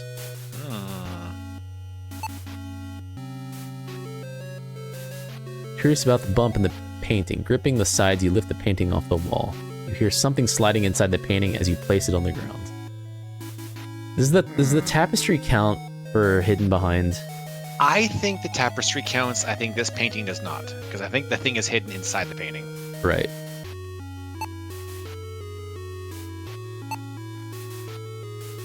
Turn the painting over to look at the back. What is that?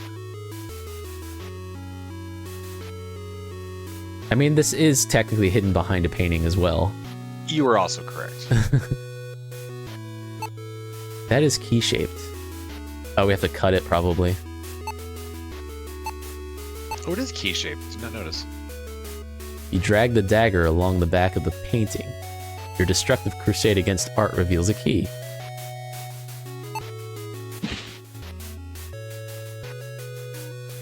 You got a king key.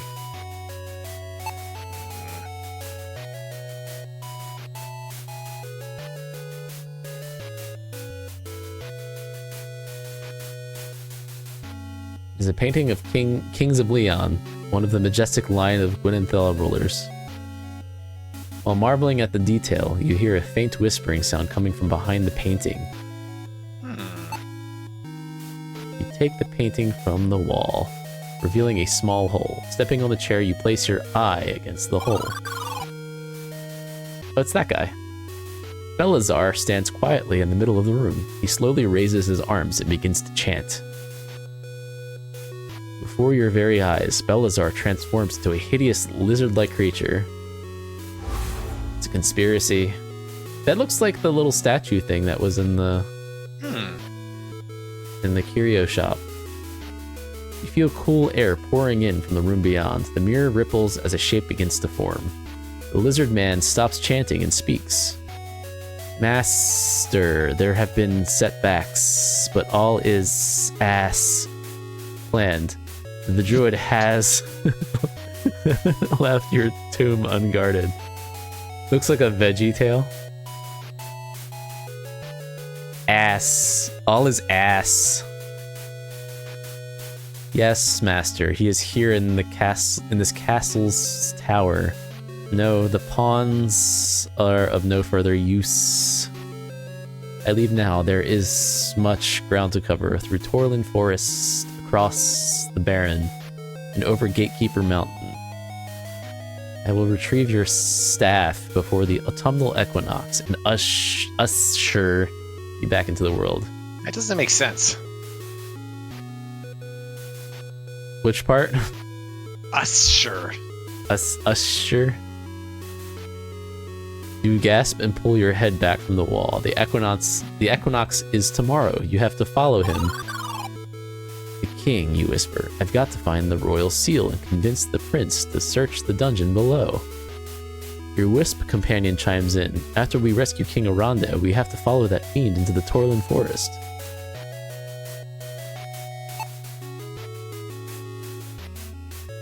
Can't even look at this one. A portrait of the late Queen Mother. You get the impression from the painting that she was a warm and giving person.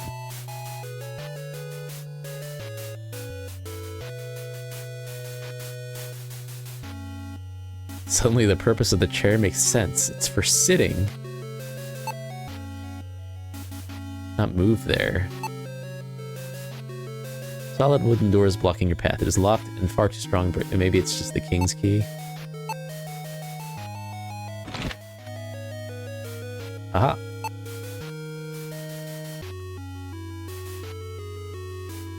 Oh, we have to open it. Opening the door first. As you enter the room, an updraft of wind playfully tussles your hair. There must be stairs in front of you. You can see nothing except for a glint of metal above your head. I need light, you think to yourself. Aziz, light. Good thing we have this lantern. It's so dang dark. Getting on your tiptoes, you hang the lantern on the hook. Now that the stairs are lit, you feel comfortable proceeding.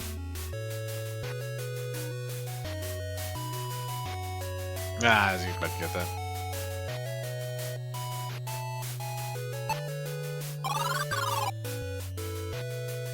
What is this?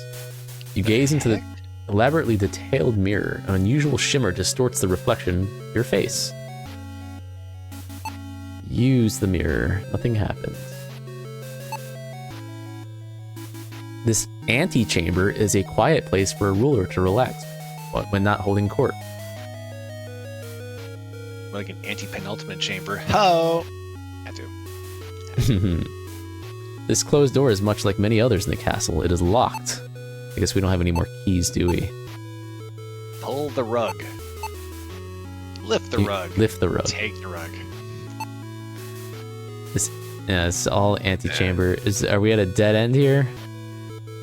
Ah, this mirror is suspicious.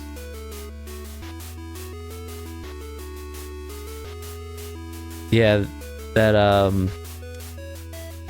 person we see in the mirror, awfully suspicious. Probably a thief. Can't take the mirror. We might have to go back and do something else. Break it. Hit it. Oh yeah, we could try hitting it. Release the reflections. Ouch, that smarts. All right. Yeah, we can let out the guy that's in there.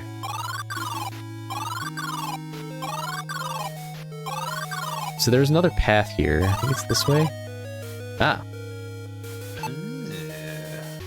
The plaque says treasury. You rub your hands together and smile widely, imagining the spoils contained within. Unlike the wooden doors found in the rest of the castle, this steel door is clearly meant to keep everyone out. It should be no surprise that it is securely locked. But not guarded.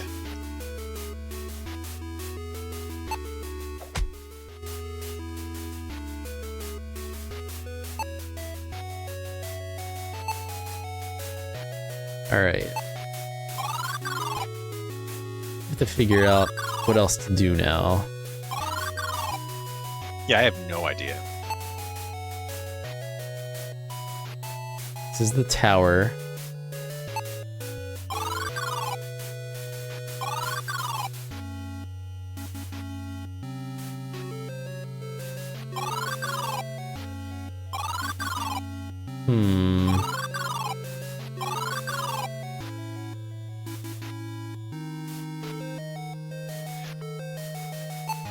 Not that this makes sense, but that mirror thing is reflective, right? We have a silver It's- tray. Yeah. I can't think of any relationship or what you do. It just feels interesting. Yeah. It didn't seem like there was light, like, I mean, there's light hitting it, but, like, a lot of light.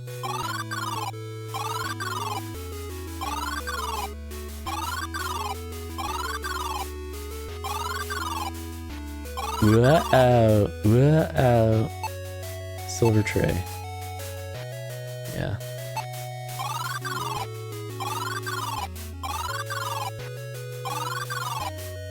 We could try talking to the king and or using our spell on him. I don't think we can go down there. We can try. I thought we opened a door Oh, we to can the- go down here now. Oh.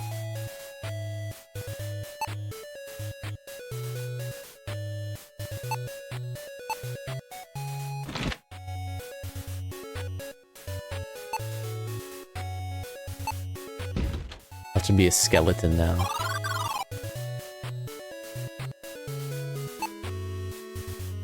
King looks up at you with hope in his eyes. He speaks. My little friend, I see you've spoken to the barkeeper. Please find the evidence of those who betrayed me and share it with my brother, the prince. Can we show him the evidence?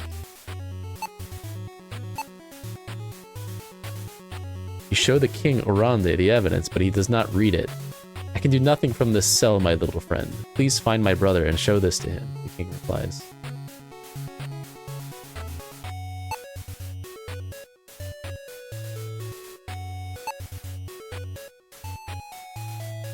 You want some cheese? You want some bread? You want a grilled cheese?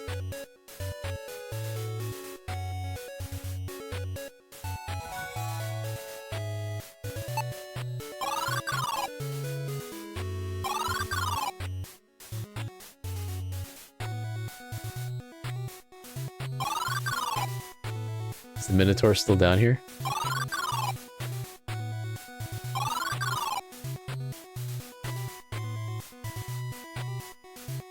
I guess not.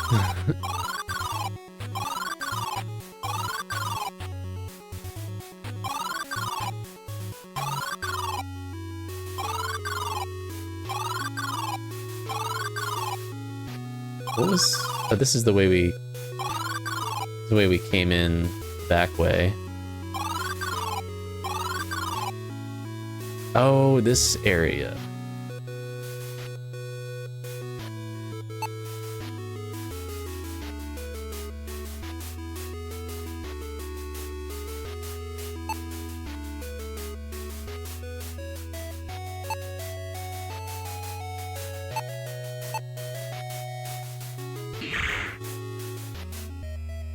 Okay.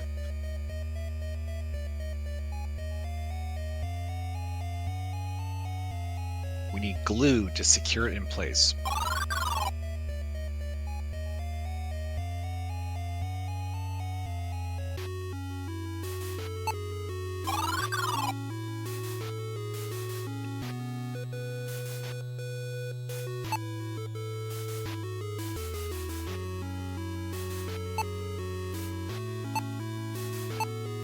Throw the sack over it.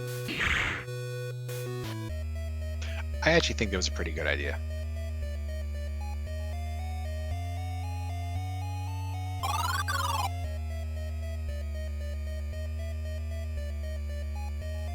So where do we go? What do we do? Are there any other loose ends outside the castle? Speaking of, can we like leave like outside the castle, like out? Yeah. Because I thought that that's where the prince was setting up fight, or is that where they're setting up their defense from the prince? Oh, do you mean the encampment outside? Oh, Maybe. what if... I can't remember who that is. That was Jer's forces, so that's the bad guy. Oh.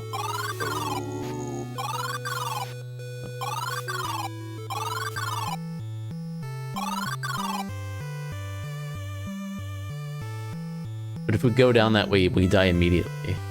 What if we use the empty sack on self? Ooh, I keep forgetting self is a thing. Is there anything else we can use on ourselves? We can use cheese self. Holding your breath against the smell, you bite into the cheese and swallow. It tastes surprisingly good. Use bread self. Delicious. Hopefully we didn't need those. I was kind of wondering, but I didn't want to suggest it.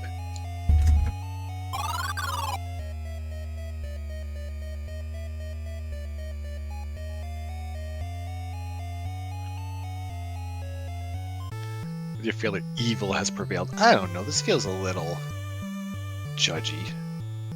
Interesting to put us back here, but without the cheese and bread. So it didn't like undo the last step. Huh. Are we screwed? You probably just don't need them. That, or they reappear in the place where you get them. One or the other. In which case we'll find out when we need it. Yeah. So we have to get this to... I can't imagine that we can show this to... Well, maybe the blacksmith, actually. He was pretty trustworthy. The evidence? Yeah. Because we have to somehow to get it to the prince, right? The cheese is in here.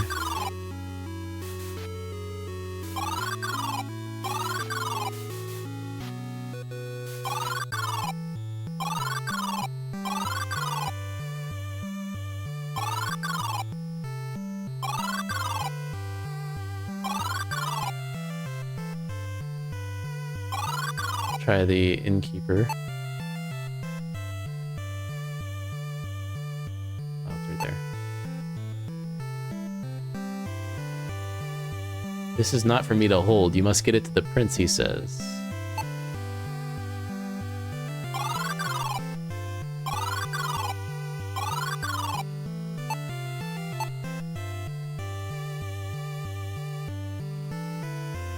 Giving this to me will do you no good. It's best given to the prince. You must reach him.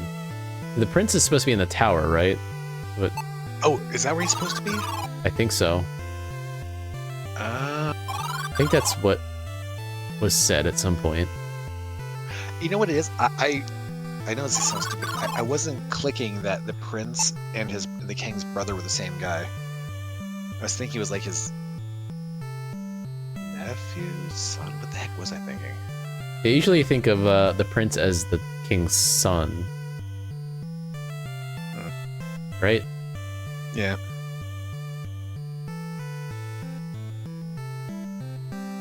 Can we take a coin? I don't think there are any coins in there. Nothing to toss to our witcher. Oh yeah, we used it up already.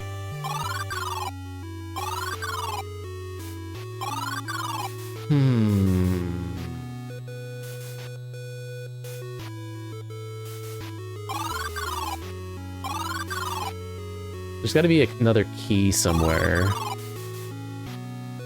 So is this where the prince would be, or like where should the prince be exactly? The prince, I think, would be this way. And what does it say on the sign again? The tower. Can we hit the door?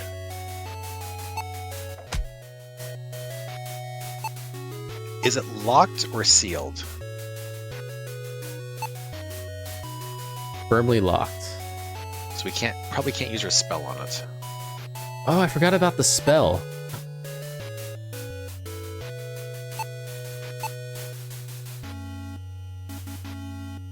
In the presence of shimmer, like a mirror. Ooh. I also wonder if it would have worked on the armor. Not that we need it.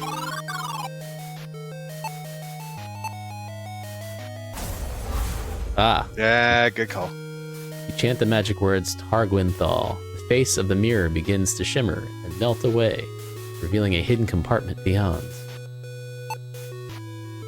The golden object is hidden within the altar. This must be the royal seal King Arande spoke of.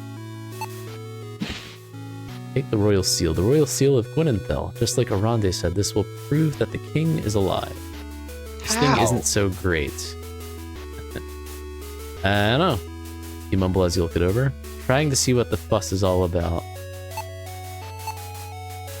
This handheld golden stamp has the crest of Gwynenthel and unknown runes printed across the bottom. Also, why does it look like there's something still in there? It might just be like the pedestal.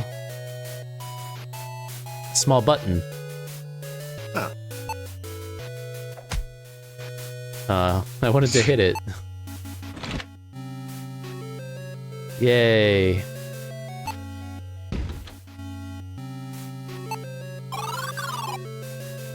As you enter the throne room, your wisp friend appears to give you advice. Teehee, you stand before royalty, Del. Act quickly and mind your obnoxious tongue, for you must prove the king lives. Oh, this is the prince, probably, maybe. Should you dally or misstep, it will be certain death. You can evade traps and monsters, but can you lead men? Do not approach unless you carry ample evidence of the traitor who incarcerated his king within the dungeon below. Finally, something interesting to watch. So what is this way? King's antechamber to the throne room. Oh, is that where we came from? Yeah. Oh, the door behind us might be where the two armors are. Okay.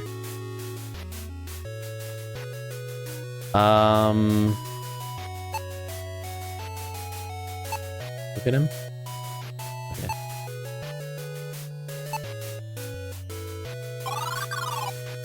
A look of surprise appears on the face of the man sitting upon the throne.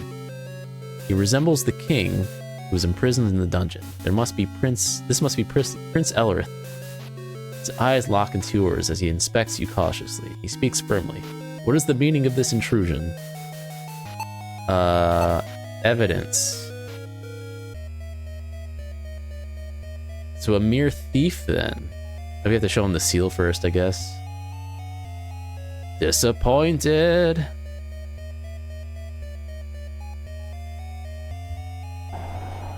Disappointed!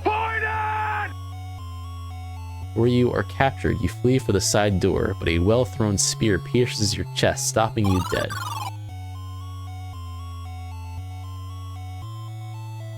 It's a little evil that they point out you better have evidence. Oh, here's the evidence. Why would you give him evidence? Can we just like throw the dagger at him? Probably not. Royal seal. Sensing the prince's impatience, you quickly produce the royal seal. The prince gasps at the sight of the relic. Oh! Either one, he shouts. Huh? He just does not look like he's in good shape. He's slow, wrinkly. How did you come to hold the seal? Only my brother knew where this was hidden. The king must live.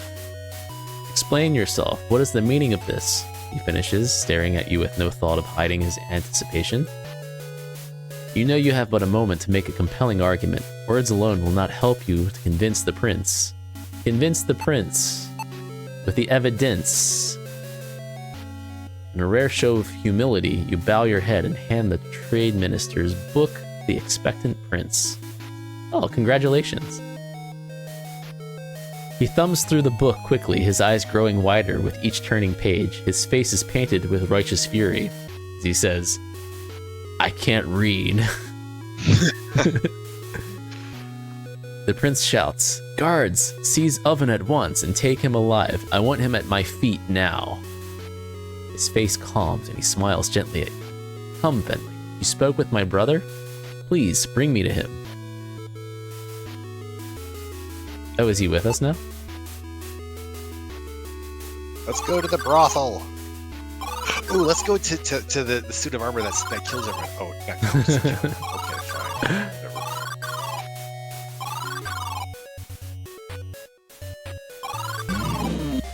Oh god.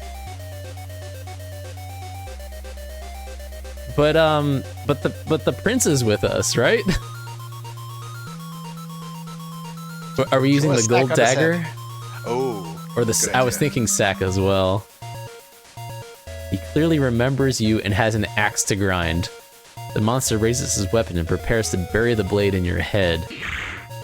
Foul beast, shouts the prince as members of the royal guard fire arrows into the minotaur's chest. Oh good. We had to do nothing. Yeah, this guy, you think the prince is the bad guy? Could be. What if the prince kills the king here? It'll be hilarious. and then he's kills us. ruling. Well, okay, less hilarious if he kills us. We should serve him. That beast was surely part of the conspiracy to imprison the king. I trust you are all right, Master Fenling. Now, to the king.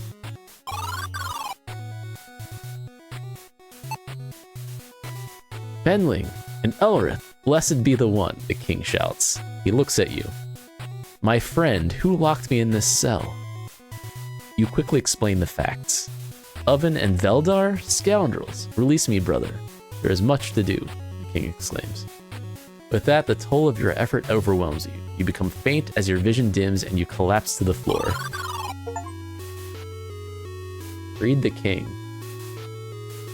You blink your eyes and try to focus on your surroundings, recovering your wits enough to recognize the throne room. The rescued king sits upon his throne with his brother at his right hand.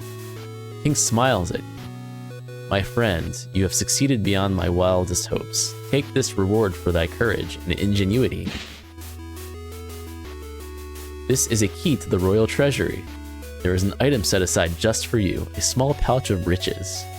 Do not take this gift lightly. We are trusting you to only take your reward. I shall also bestow upon thee the title of King's Squire. You mumble a thank you, unsure whether this title will require any work from you. The king sees your discomfort and laughs.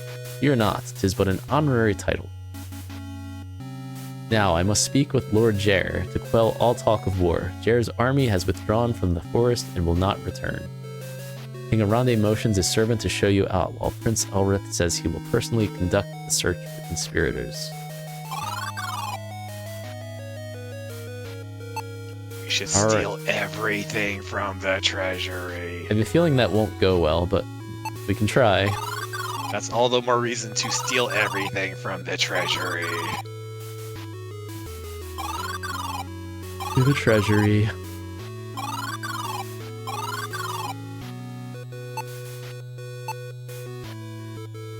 I like how they give us the key and say, let yourself in.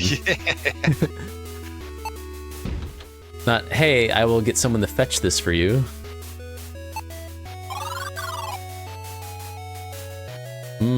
Riches abound. You look at the crown jewels of Gwynthel and wonder how they would fit on your head, but decide against trying them on. I want that goblet. The thumb up gauntlet? Yeah. No, not You that look- one. The one on the pile of gold.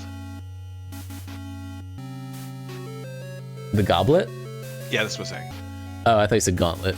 Ah. These remind you of relics from a bygone era when only the most ultimate of wizards would brave dungeons for treasure. Ah, the golden age of fantastic adventures, you say wistfully. Huh. Huh. Huh? Let me see. We have a sword, jewels, a chalice, standard fare for a treasury, you say to the empty room. It dawns on you that the room is much larger than the pile of gold. Gwynthel must have fallen on hard times. So, what's the description of that weird thing on the left again? This right here? Ultimate of Wizards. Huh. Can I find a picture of this? I think I can. It's a tiny resolution, but no, that's not it. It's a small Sorry. pouch Sorry.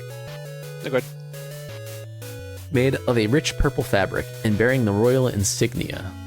This pouch is your well-deserved reward for saving the king. Best to take it and not disturb the treasures you didn't earn. But I want the sword. Your greed convinced you that the contents of the pouch are not enough of a reward, so you decided to take a little more. Your pockets loaded with gold, you turn to leave, but two large guards block the exit, their spears pointed straight at you. In a flash, they skewer your lungs. You realize just before you die that stealing from a grateful friend was a mistake. I feel don't like even- murder is a bit much. Yeah, they don't even throw you in prison, they just skewer you.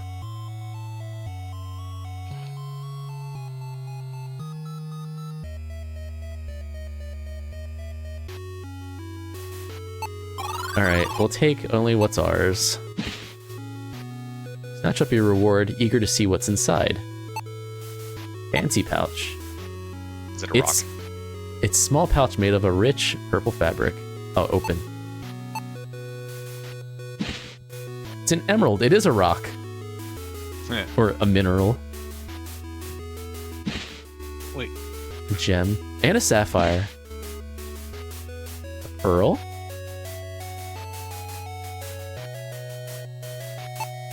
Oh, we discarded the pouch? It's a nice pouch. I want the pouch!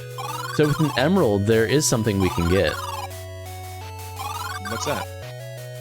I remember that was the price of something in the smithy. Oh. Or the armory, maybe. Oh, the sky is turning dark. What does that mean?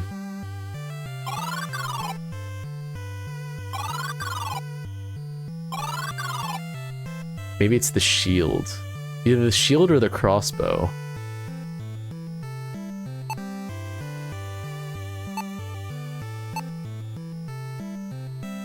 Would you say this is roughly the same pattern as what we saw in there? He said emerald or sapphire? Sorry, what'd you say? I put a picture in the Discord. Would you say that's the same pattern as the weird thing on the left that we saw? That the ultimate of wizards with yada yada? I suppose, yeah. That's from the game Ultimate Wizard on the Commodore 64. What is that a sprite of something? Like Yeah, it's like one of the treasures you can get. okay. It like flickers colors, so it looks more interesting and for real. Okay. So I thought he wanted an maybe it was the sapphire. Was it?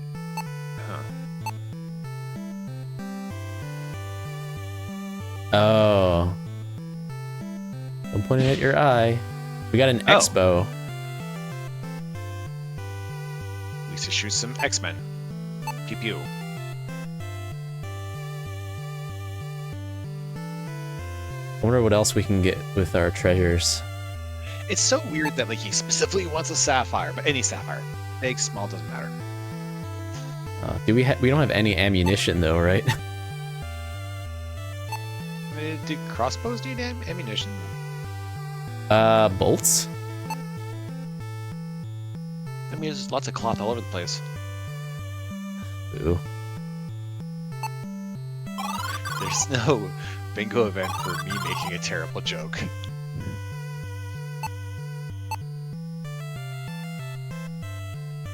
I wonder if he wants anything.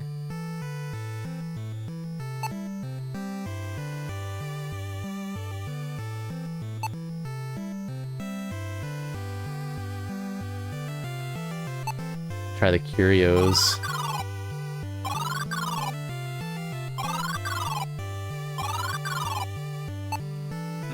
That's a good thought. Can we shoot him? Ah? We don't have any bolts. Ah! All right, Well, I we can guess still those... like rob him. He doesn't know we don't have bolts. He doesn't know how crossbows work. He might. I mean, I don't know.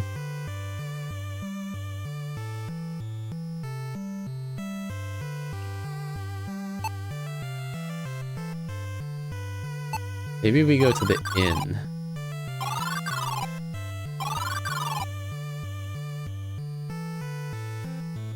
I mean, if we just want ideas of where to go, the military camp of baddies is probably cleared out. It's true, but it's getting dark, so I'm wondering if Yeah. that's where we need to go right now, or do we sleep somewhere? That's a good point.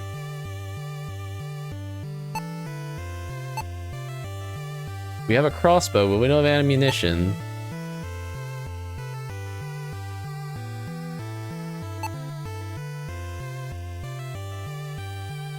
Okay, I guess we can go out there and...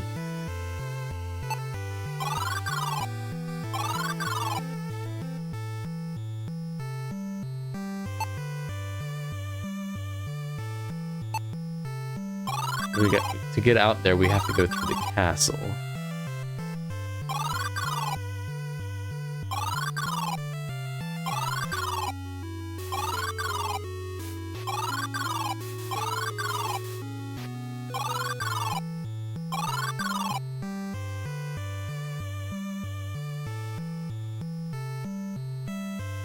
Tread carefully. Ah. was the camp of Lord Jair's army as he prepared his siege on Gwynenthel.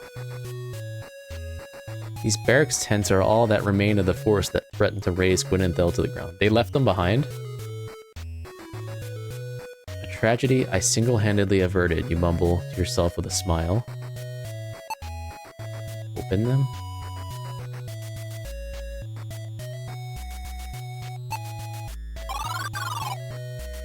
Oh, it's another one of those rocks. Ooh, can we use it now? I wonder. Or do we may need a spell? I shouldn't be doing this, you say, as you consider the perils of following Belazar. This is insane. I need King Arande. Wisp responds, there is no time, Del, and Belazar will easily detect and eradicate a troop of soldiers. But not you. You can return to the fens and await your demise, or you can continue. I will watch all the same. Wisp finishes. You sigh as anxiety grips your heart. Fine, Wisp. Do I have a chance, you ask? Hee, we'll see, it responds.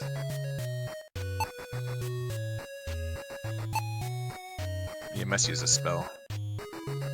Yeah. Do we go left or forward?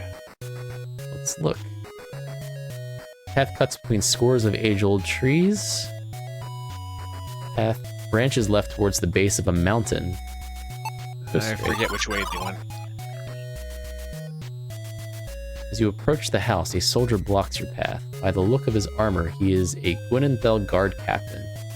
Stop! These woods be no place for one such as ye. Go back, he says with authority.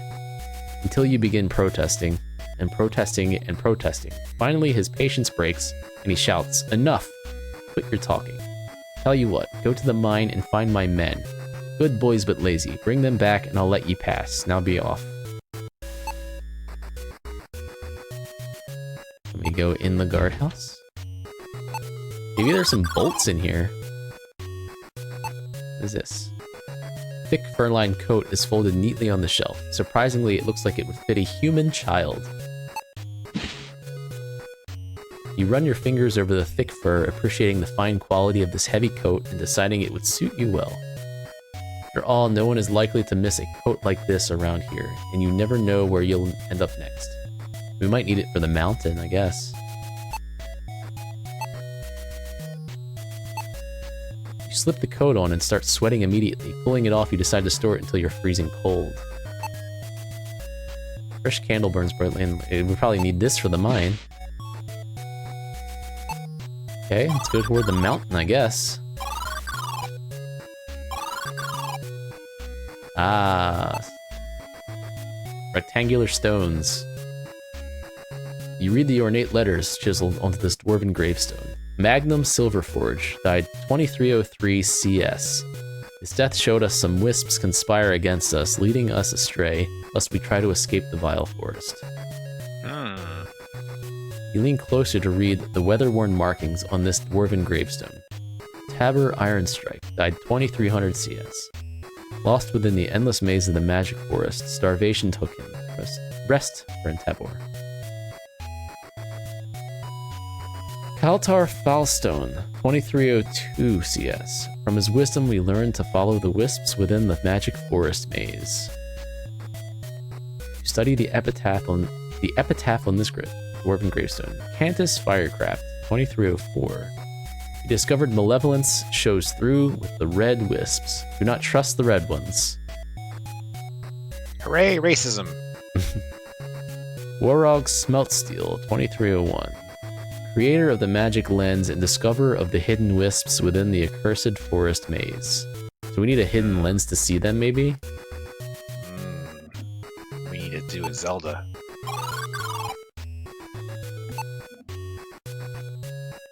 Vines and moss are reclaiming the ancient wooden beams supporting this adit.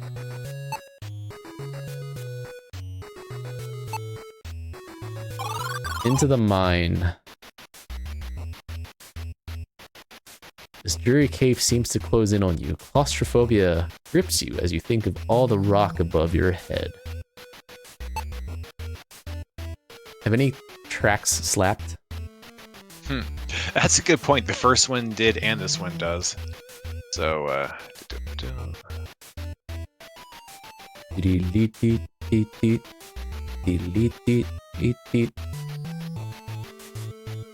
A lonely old bird cage hangs from the ceiling.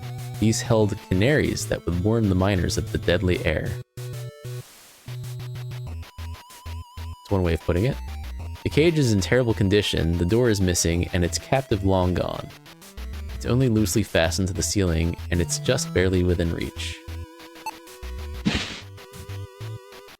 Stand on the tips of your toes and reach up to pull down the birdcage. It doesn't seem immediately useful, but what the heck?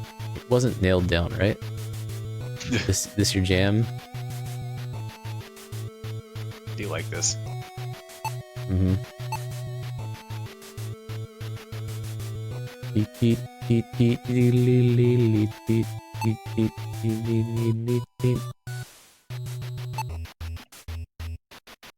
What about these little roots? No. Ooh, you stumble deeper into the mine using the cold rock wall as your guide, but you can go no farther. It's too dark.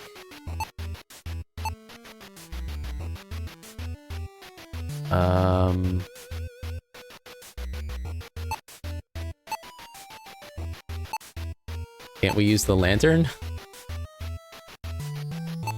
What is this? Squint your eyes as hard as you can, but to no avail. It's darker than a dwarven mine at midnight, you think silently. Lantern. Oh, there's a hook up here. I did not see the hook. I didn't either.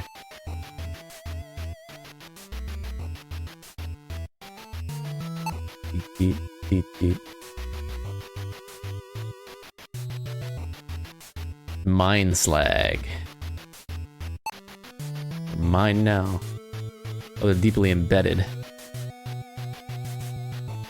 Need a pickaxe. Or a gold dagger?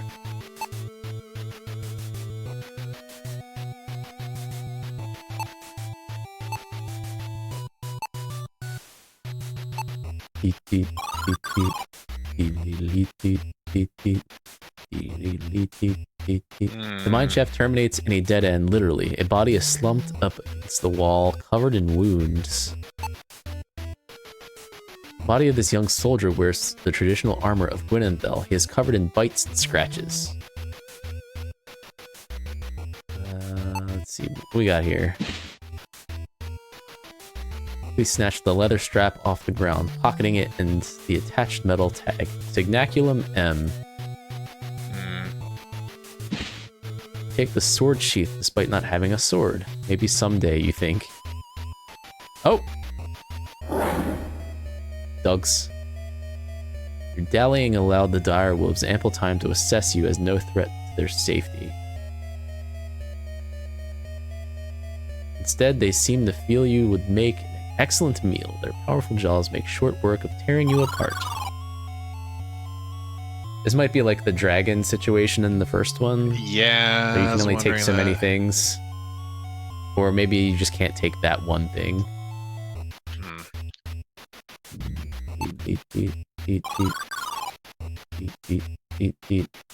Yeah, I guess you just can't take that one thing. Oh, well, hold on a second. The eyes aren't blinking now, so maybe we can take it again. I think it didn't really... Were they blinking the whole time before? Yeah, not the whole time. They started... See, it made that sound and they opened after we took the first thing. Oh, the tower key. Maybe we had to leave and come back. That was the solution. Yeah.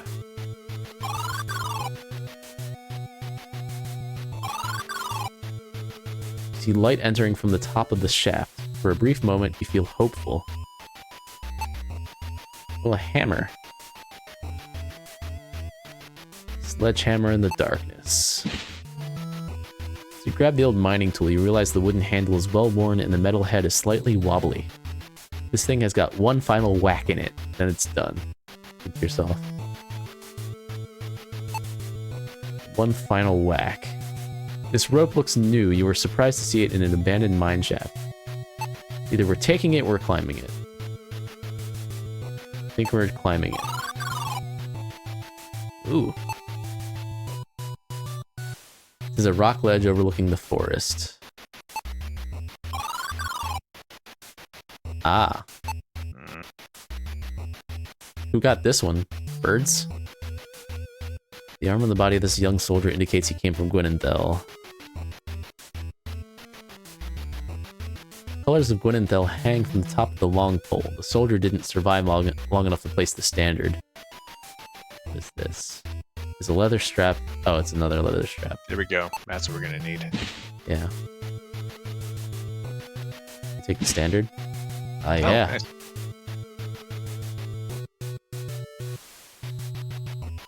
Take his boots. I mean, I'm just saying, there's a Not lot using of 'em. meat there. And to be clear, we're not human, so that doesn't count.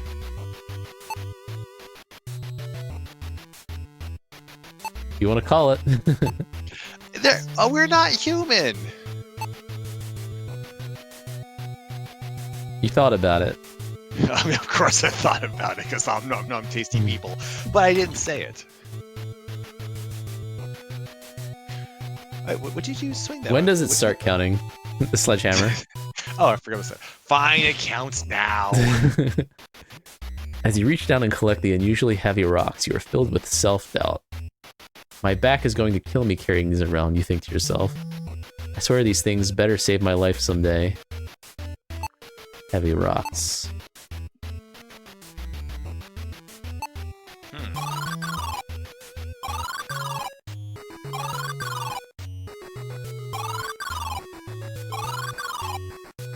Hey, buddy, we found your friends.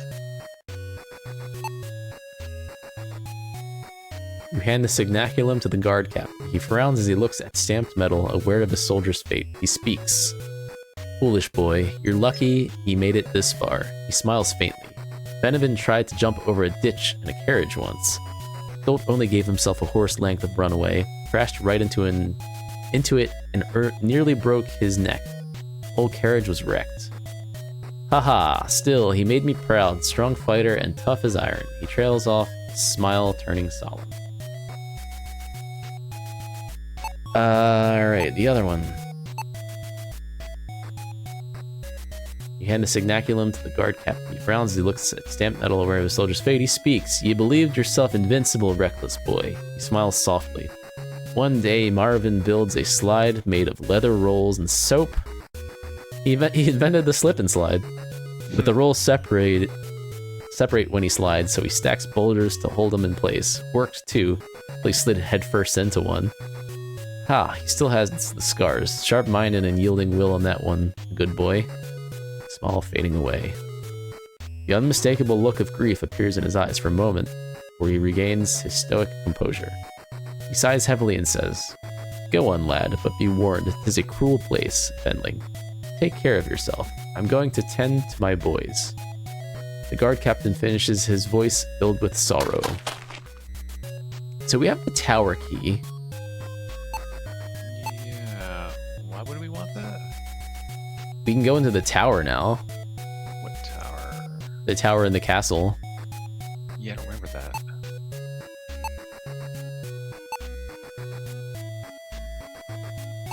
I am curious. Yeah, definitely. I don't want to get too far away from it and then need it. Yeah, no, yeah. Curious to see what this is too. I just don't remember. Not too far.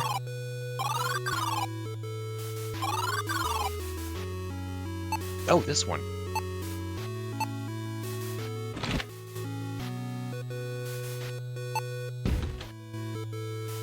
How was the key there? Whatever.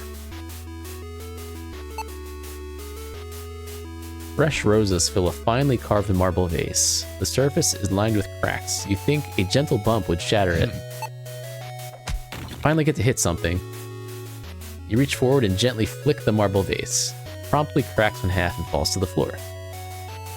Whew, you whistle. That is a fine example of shoddy craftsmanship, feeling no remorse for destroying the vase. You release the twine and remove the parchment from the flowers. You read it carefully.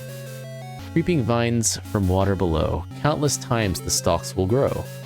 Words, not blades, will root them out. Muster your voice and rally a shout. You have learned the spell, Herbicidia. With no more use of the scroll, you discard it. So we have a spell that Murders plants. Hooray for murder! Not take the roses. Why? The symbol of the quill and book are generally understood to indicate a library.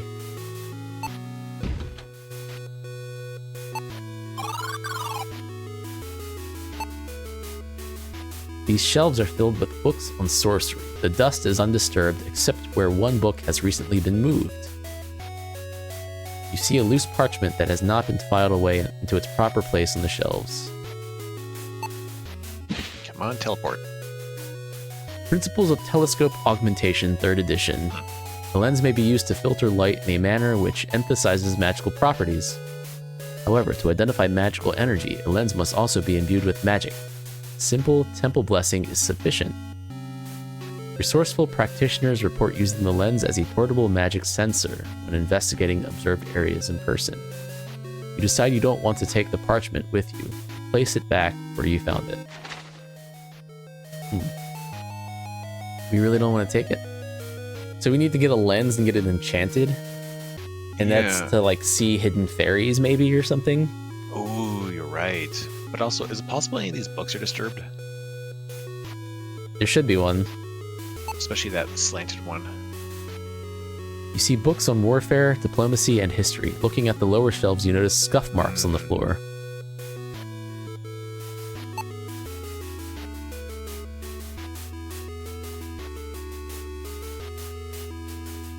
You have to do it on the bookshelf rather than the books. Or just open.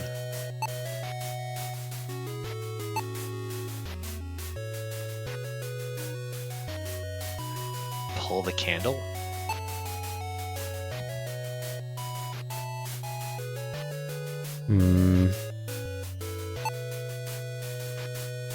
You select one of the books, The Travels of Gathel, and thumb through the pages. With your dirty fingers, Gathel saw the chains that held the beast captive. Remove the silver chain, and thou wilt surely be rewarded with gold. Nay, I cannot, replied Gathel, for the glitter of gold will drive man to ruin. Now quiet, lest I purify thee with fire. Gathel then proceeds to add more chains.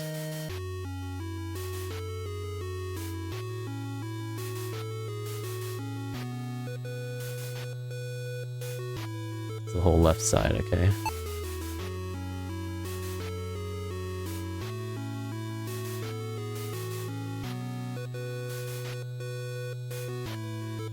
The trigger must be here. Must be. There a hit?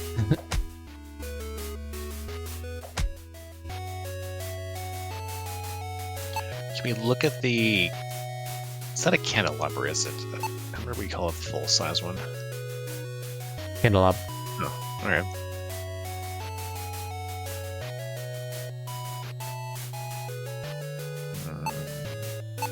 Fargwinthal. Herbicidia.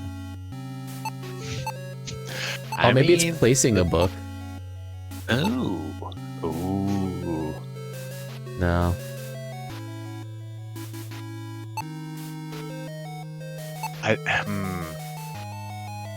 Maybe try that in a few other places, because that's a really good idea.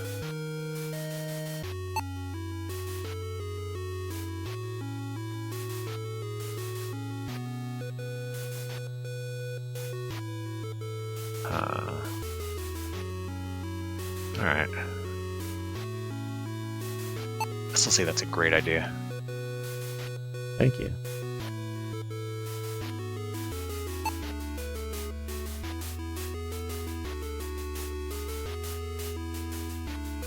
So we can like look at the scratches, right?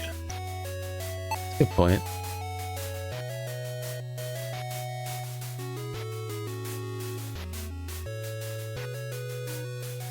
Nothing is acknowledging them anymore.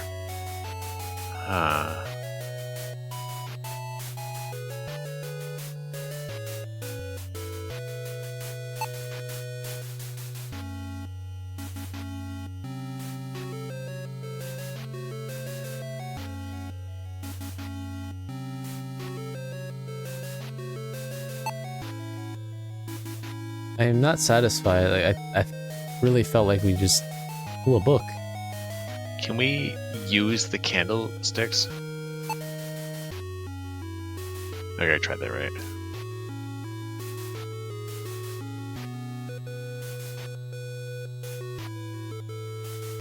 Oh, this bothers me.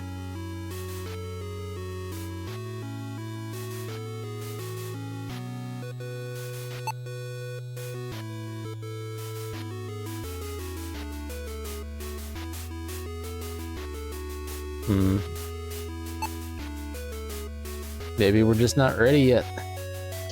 Maybe, but like, that would suggest that like the trigger must be here. Even if you need an item, there would still have to be a trigger here. It could be a spell. This is true.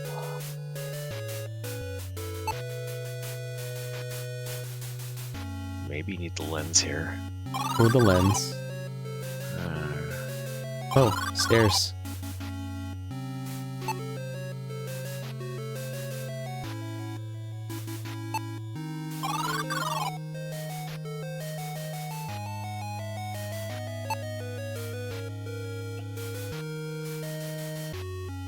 Locks.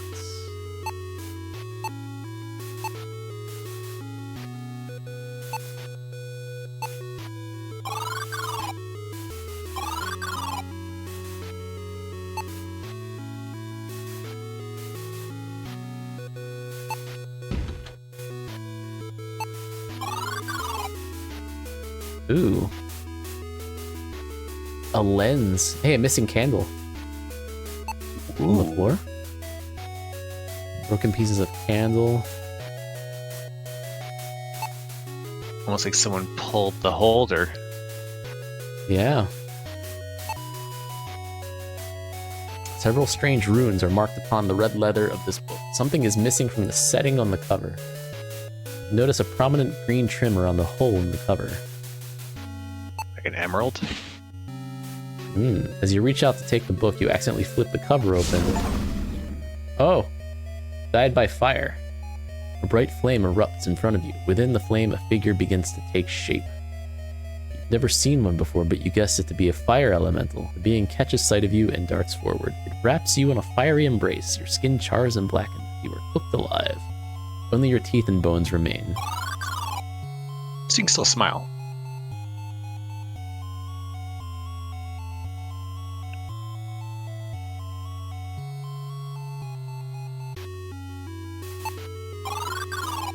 Okay, the emerald. Feel a sense of calm and safety with the gem in place. It's surely safe to take the book now. Even though the book is safe to take, it's best not to open it now that the gem is sealed whatever's in it. Pick up the book with the emerald in the cover. It feels strangely warmer than the rest of the room. A sorcery book. I wonder if that's needed for the bookshelf. Oh, maybe. It's a map of the known galaxy. There looks to be billions of stars. Billions and billions. You suddenly feel very small. Well, smaller than usual.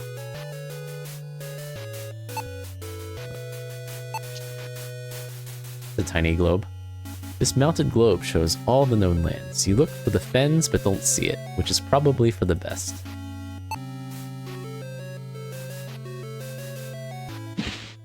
Ooh. I didn't expect it to just take the book. But sure. I, Lakmir the Timeless, last of the Circle of 12, sit down these words as an account of my life and warning for the future. I toil endlessly, holding a spell of binding around the castle Shadowgate, keeping the evil within contained forever.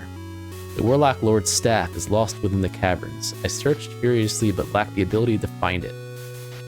It holds power, enough to resurrect Talamar. He is gone, but I fear his influence is not. You skip ahead. Rumors of assassinations call Lord Jair the Gwynenthal. As his servant, I must follow, and thus my binding spell will fade. Talamar was vanquished 35 summers ago. Still, I suspect this rebellion is more than what it seems. You read the final entry. I sit in this tower trying to unravel the events of Arande's kidnapping and Elrith's manipulation. It does not fit. The culprits seem to lack the cunning to mastermind this plot on their own. I must consult the auguries. Foul deeds are afoot. You return the diary to the shelf.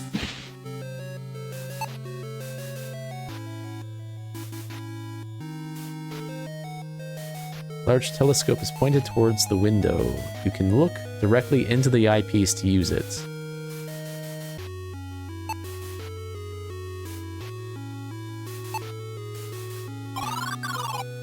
Ah. As you peer through the telescope, you notice the lens has a faint blue glow, seemingly a magical property. We need to take this lens.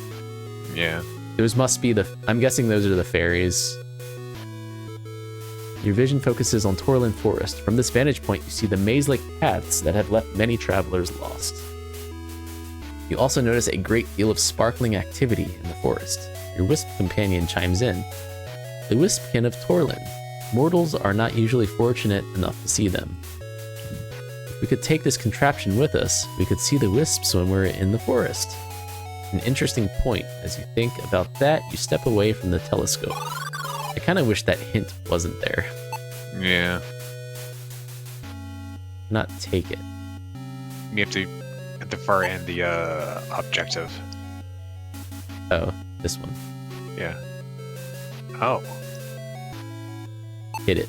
Strike it. Break it. Huh.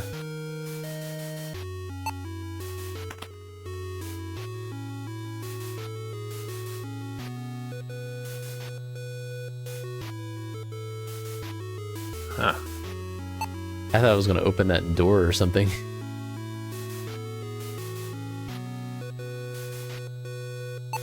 Shiny object. Feeling like a treasure hunting genius, you reach behind the star chart and grab the object. The spare telescope lens. This one lacks the faint magical properties of the one in the telescope, though. Pocket the spare lens. You'll have to figure out the magic part later. I think we have to bring it to the monk. Yeah. Okay. As you open the door, a cool breeze rushes into the small chamber. Dargan, you walk on the castle turret and observe a creature resting with a thick chain clasped to its neck. Its eyes open and focus on you. It looks uncomfortable and agitated, tugging at the chain securing it to the tower. You think it best not to get too close until you can calm it down. This creature must belong to the family of dragons, though a lot smaller than the ones you're familiar with. The chain around its neck is easy enough to open, but you know better than to approach an aggravated beast. A strange sound is coming from its belly. You think you just heard its stomach rumbling. Too bad we ate that bread and cheese. Too bad it misspelled its. Oh.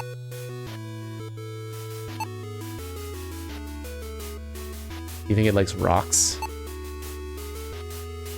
I mean, who doesn't like rock? Can we speak to it? Considering you have no idea what to say to a dragon, you muster a quiet, "Hello, dragon." The creature emits a high screech, then to your amazement, it speaks to you. You have tempies? Colvin loves tempies. Tempies?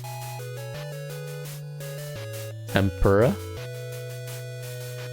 Gray Man knows Colvin loves tempies. Trick Colvin with tempies. Catch Colvin, he did. You give Colvin tempies? We need to find a gray man. Well, I Gandalf? think they're saying that whoever locked him up used tempies. Right.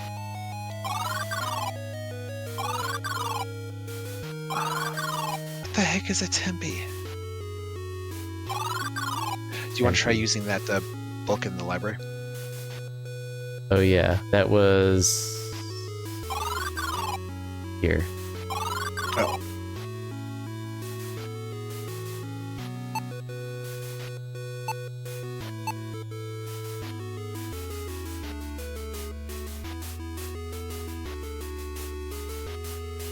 What if we just open it in the library? Oh. Ah, there it is. Wait, what You you hear do? You put it in this like foreground shelf. Ah. Your faint click as you place the book in the empty slot on the bookcase. The sound of wood scraping on stone erupts in the room as the bookcase slides away from the wall, revealing a hiding space. You know what that means? It means it's very weird that we needed an emerald and a sorcery book just to open a bookcase. It's a magic bookcase.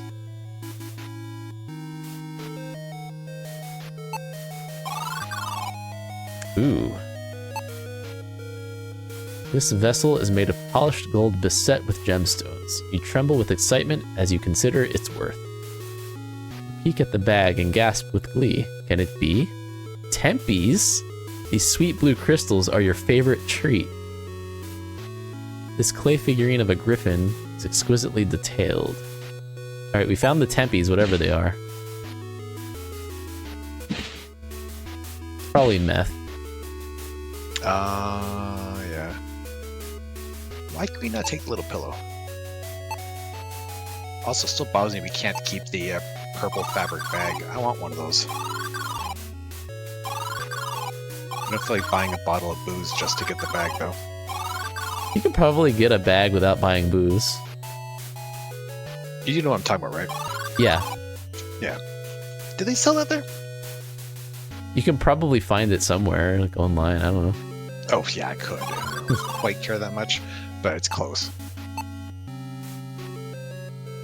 Heavy sigh, you hand over some Tempies to the dragon. It screeches with excitement as it happily munches the treats. The dragon screeches again and surprises you once more as it speaks.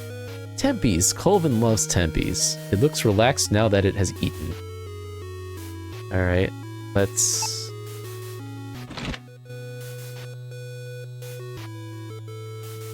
Okay. Dragon flies in the sky. It shouts back, Colvin, go now. See you again. Bring Tempies, yes? Portal appears from thin air, and the dragon flies into it, disappearing from view. Well, I'll be the son of a dwarf, you say, still shaking your head in disbelief. Looking down, you see a golden chain holding a glass vial on the ground. The dragon was chained. Wonder if this is the thing we need for the portal stones. You pick up the vial, staring at the swirling purple liquid. Dragon tears, you whisper quietly. It was carrying a vial of its own tears? Your great uncle once told you that his forebears drank dragon tears to learn magic, but then again, he said a lot of things. Alright, let's drink the tears of a dragon. You pinch your nostrils together and gulp down the dragon tears. Tastes like the ocean, with a hint of grape, you say. Suddenly Saltwater taffy. Saltwater taffy. It tastes just like saltwater taffy. Suddenly your body tingles from head to toe as words sound loudly in your mind. On frozen stone, without a path in sight, a single word summons a bridge of light. You have learned the spell Polychromus. That sounds like a rainbow bridge, doesn't it? Yeah. Many colors. Coat of many colors. A moment made for me. I got stuck in my head. Do you even know what song I'm talking about? No, but I was thinking of Saruman. Saruman had many colors? Saruman of many colors. Oh, I don't remember that. Huh. I've read called Lord of the Rings anyways. Sorry? You already I've read called it, yeah. Yeah. Can't remember why. I said something... Strider. Strider, yeah. In the tavern, yeah. Yeah. I feel pretty good about this tower, except for the locked door, I guess, now, right? Or anything else? Locked door? Oh, we still have I forget that. Tempies. We get to eat some of our own? You throw a Tempe into your mouth and smile as the sweet flavor hits your tongue. For a moment, you feel happy. Alright, we got an herbicide spell. And a lens that needs some enchanting. And the lens, yeah, so we should go the monk. And find out what he wants next. Yeah, what does he need from us? Or he will enchant our lens. I need an orphan spleen, please. Oh, where is he? As you enter the temple, you see a man standing alone, offering a prayer in silence. He meets your gaze, and his presence immediately strikes you. This man is the legendary Lord Jair. Years of untold adventure line his face, yet he exudes vigor. He speaks slowly, his deep voice commanding respect. You must be our hero. Your actions prevented a battle, and for that I am grateful. Thank you, he says with a bow. Oh yeah, so I guess Jair was the hero of the first one. Oh, was he? I think so. You blush, mumbling a quiet, "'Twas nothing," for despite all your arrogance, you recognize a true legend bowed to you. Is that it? There is unrest across these lands. I've heard people speak of me in places I have not been. Though he wears my armor and bears my resemblance, it is not I. If you find him, please let me know, my small friend. Anything else to say? No. You like this history book?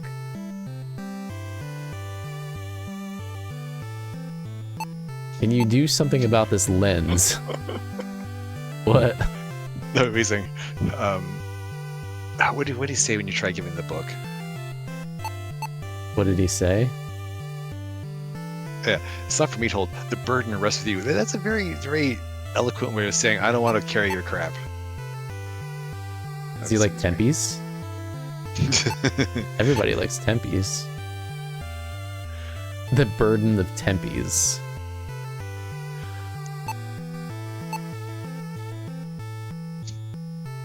Alright, there's a book here. Yeah. A thick book bound in soft blue leather rests below the altar. Feels wrong to borrow it. It is closed.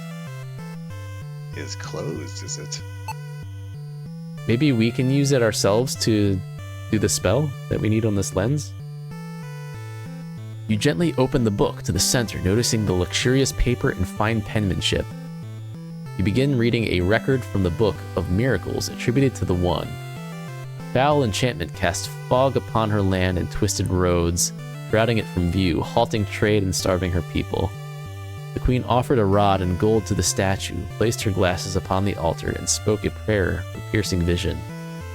The One answered. Magic flowed into her lenses. With them, she saw through the fog and led caravans back to her people. So let's use the lens on this book. Or maybe on the statue above it? Or the altar? Oh, there it is. Okay. You place the lens on the altar, and after waiting for several minutes and seeing nothing, you wonder if something is missing. You mutter, I wish this would work already. Oh, I thought it was going to work after that. We put the gold vessel on hand?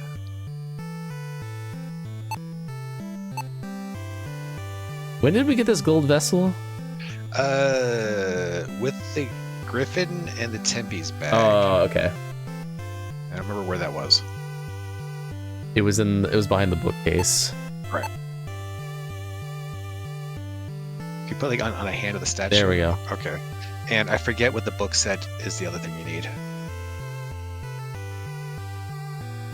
Let's read it again. Blah blah blah blah blah blah blah blah. A rod. A Do we have rod. a rod? Standard? Yeah. That's a rod.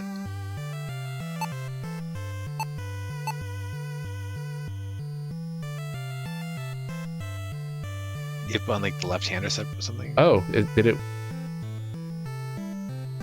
There's a rod there. Is there not a rod there? Oh, maybe we just. Maybe we do have everything we need. Okay. Do we speak? Wow, I forget what the bloody book says.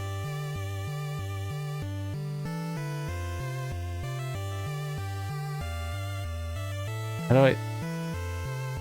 Look at book. Oh, look.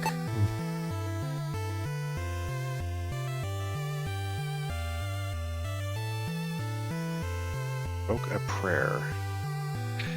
Didn't we like find a book or a note or no, it was a note we couldn't pick up. It wasn't that we couldn't take with us. So we don't have the prayer. For some reason, I was thinking the prayer was in the book. Yeah. Maybe. Oh, is it Polychromus? No. Oh no, that's the stones. Probably. Yeah. There's a disenchant spell. Like, how do I undo this? Turn the normal lens into a really normal lens.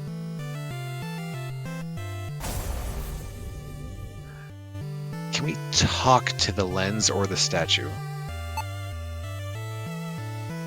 You kneel before the statue, lowering your head and reciting a prayer for the one to aid you on your quest. That was it. Yeah. It wasn't a spell. Oh, we broke the statue. Uncover your eyes to see a miracle has occurred and the statue has been destroyed.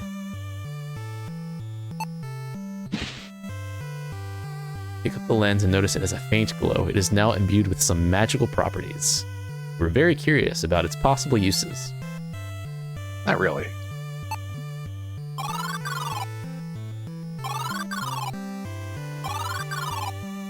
Alright, we get to try out this spell. Polychromus. Polymery. Oh. Oh, not it. Huh.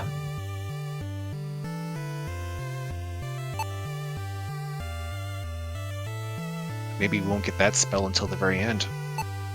So what is Polychromus for then? There might be somewhere to actually do a rainbow bridge, or maybe we could have done it in the tower where the dragon was. Frozen stone.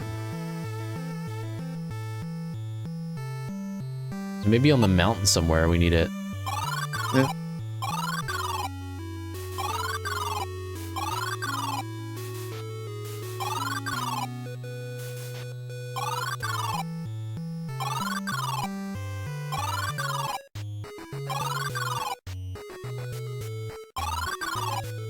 Well, we can go this way. Mushrooms. The intimidating exterior of the Torlin Forest looks welcoming compared to the dark canopy of its central region. You hear tales that this area is cursed, a gaping maw that consumes travelers without the magic to guide them through. The ancient trees are stiflingly close, preventing you from using the sky to navigate. If you're not careful, you may not emerge. Are you gonna do it, or am I gonna do it? Do what? You know what?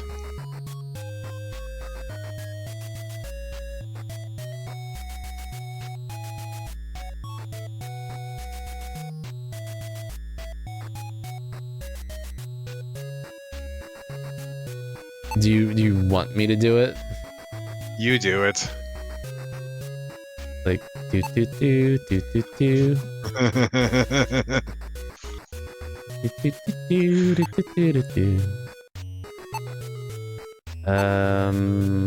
Magic lens. I want to use it on everything. So, red fairies are bad, green are good. Yeah. Right? Well, red or bad. I think there's green and blue that are good.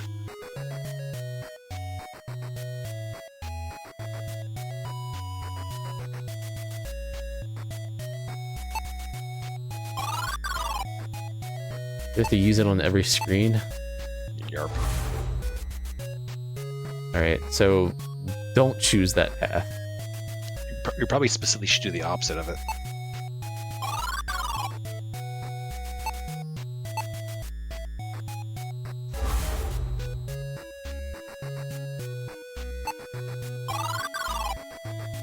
That was it? Nice. I like it. That was cool. I thought there was going to be like more to prevent guessing. Unless you can't guess and you need the lens for it to let you through. A wooden bridge over a lazy river beckons you forward, away from the hazards of the forest for good, you hope.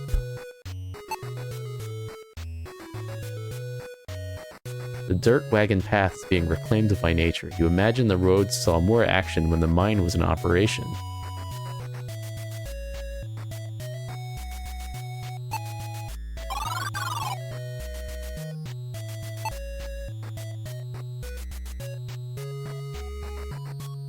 Is there any objects here?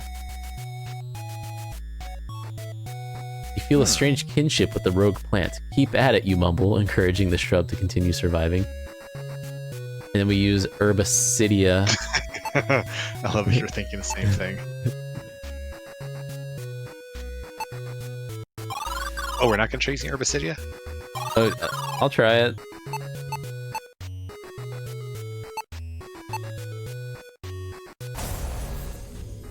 Aww. Oh, there's another path here. What's this? Oh. Small dirt path leading down to the riverbank. Need to deposit some money. The heck is that? Crouching low, you can see this handle is attached to a lever that connects to a mechanism underneath the bridge. It is well within reach and can be pulled easily. Well, then let's pull it. You reach out and grasp the handle, pulling it down. The sound of a firm click is heard from a mechanism in the bridge above. Did we undo a trap? Oh. I think, like, we're just... Oh, we need something heavy we can hang on it. Like rocks. Yeah, but we can't hang... Should we put the rocks in the sack? Maybe.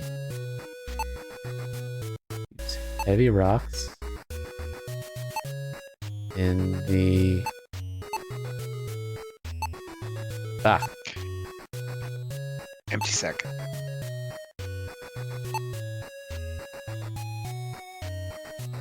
Oh. Yeah. Try using heavy rocks. The stones are certainly heavy enough to lower the handle, but you will need a way to attach them. We need a bucket. Maybe we use empty sack. Come on. I think it thinks we're trying to use the rocks. Oh, because it's still... Also...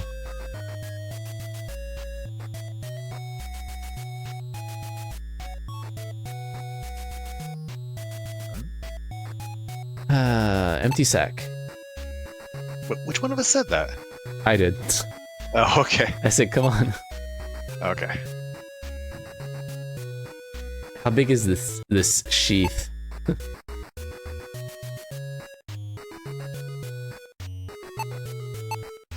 I'm hoping that whenever we saw a bucket in the well, we weren't supposed to take the bucket.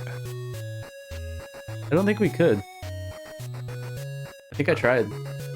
Okay. Ah. If we go into the bridge, we might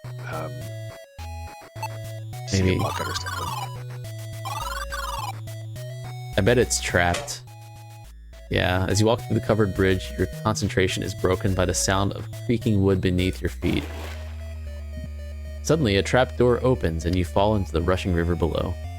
You got lucky last time you plunged into raging waters. This time, the current is much, much stronger. The Torlin Chamber of Commerce should be told about these killer bridges. Unfortunately, you won't be able to write that sternly worded letter. You'll be too busy being dead. Hey, Hobart. Hobart? Hobart. How you doing? Hobart. The sack feels like the right answer.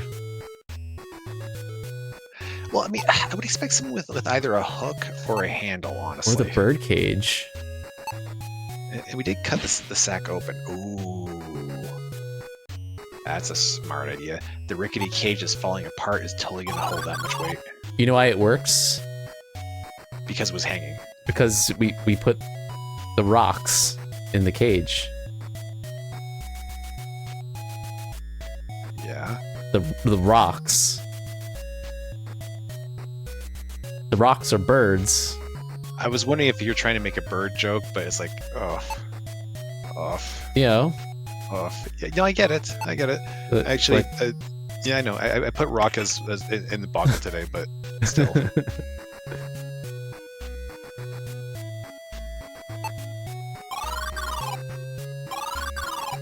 And now we cross the bridge. You've been lurking for 2 hours? Ah. Well, thanks for the lurk.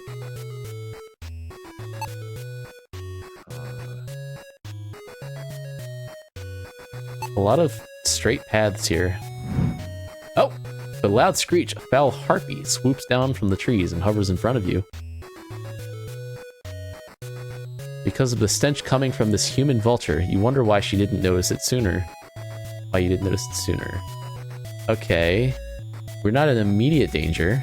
We train the crossbow on it just in case. Can we look at it? Harpy is half bird and half woman. The avian half is a vulture with filthy feathers and claws glistening with poison. It's hovering beyond arm's reach.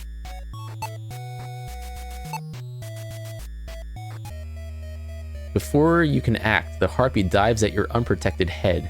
Its claws rake your face, tearing away chunks of flesh. With your face a bloody ruin and your eyes gouged out, you fall to the forest floor, moaning as its poison finishes you off. Worse than usual. Ah, my face. So, was that implying we need a helmet? I would say so. Or possibly a bandana. A do-rag.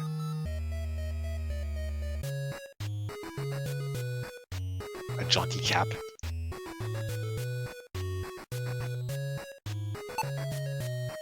I don't suppose we can put a heavy coat over our heads. An empty sack?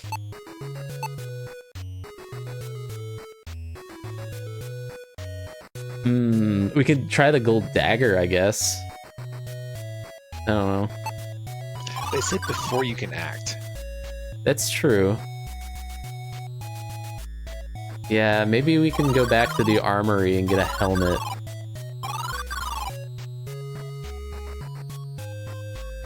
Oh, that's convenient. Maybe in the guard house. Nope. Okay.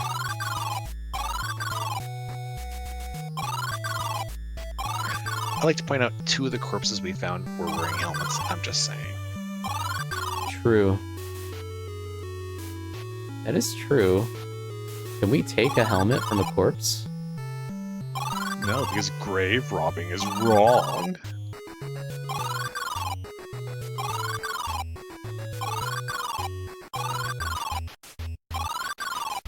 They hear the music again.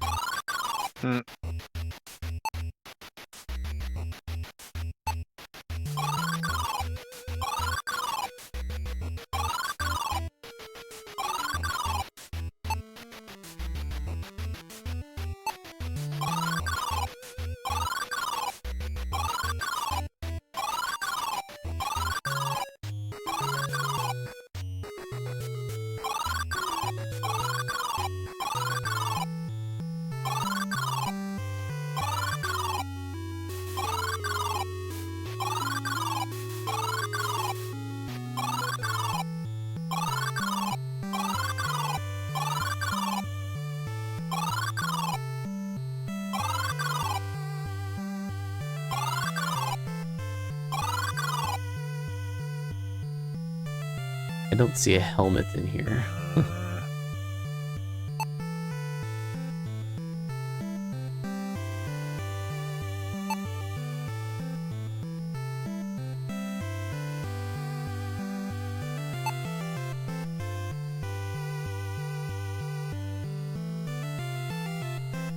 Who the heck would be able to wield that flamberge? This one? It looks a bit long. The Knights of Kaltorlin, apparently. Okay. Yeah, for as often as you see swords used in movies, swords were not the primary choice of weapon for most soldiers.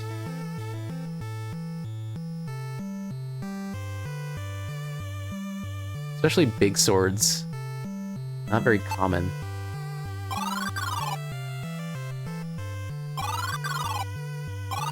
I think they mostly used weasels, right? Weasels and spears. Weasels on spears. That would make sense considering how many knights were allergic to weasel fur. Oh, does he want the griffin statue? Oh. What a rare find. It is made of simple clay, and yet the craftsmanship is exquisite. I know not how you've come by this, little fenling, and I will dare not inquire.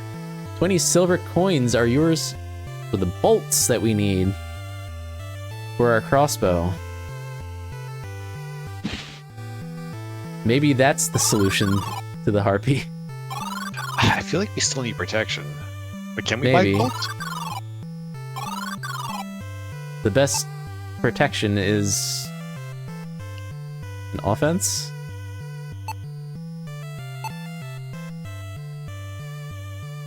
I knew we needed bolts. So what we're saying is, I think we're trying to say was, the best defense is shooting someone in the face repeatedly. Yeah. Okay. Mm-hmm. Yeah, we try it. Do we have to use the quiver on ourselves first? Maybe. This isn't going to kill us, is it?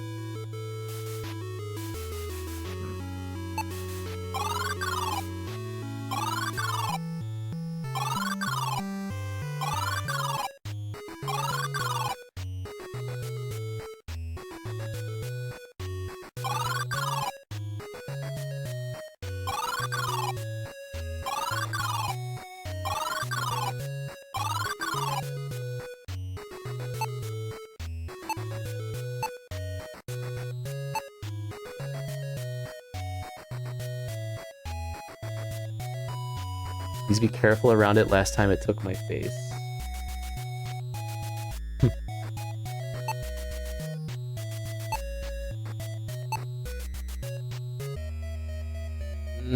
Oh, do we have to combine it? I feel like that before you can act is telling, though. You're right, but I think we should still try Oh, absolutely. to avoid a wild goose chase. Yeah, there's no harm in trying. Potential wild goose chase. I mean, also, who doesn't like geese? Yeah, a lot of people don't like geese. Loaded Oh, expo. Loaded potato. Hey, the harpy's eyes are gone too. Harpy's eyes show the faintest glint of fear at the sight of the crossbow as you loose the bolt. Harpy nimbly dodges. If only there was a way to slow the harpy down. A sack?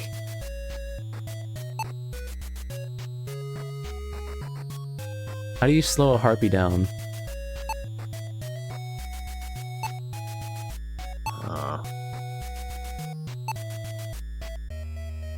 Not a sack. By blinding it with a silver tray. That might be it, actually. I don't know.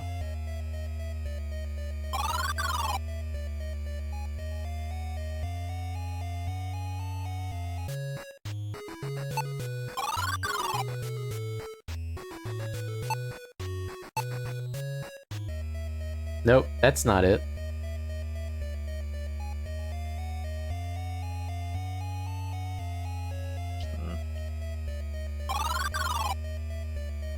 Just checking, did you try using that before or after the first attempt at the crossbow? I imagine it...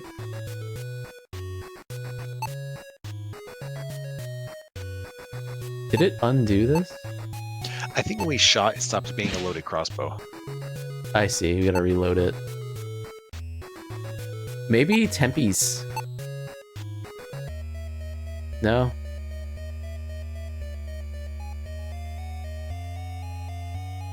If you ask it what is 2 plus 2, they say, craw!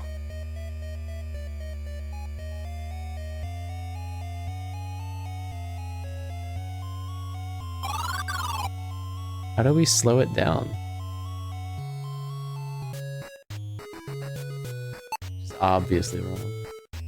I mean, he's not wrong.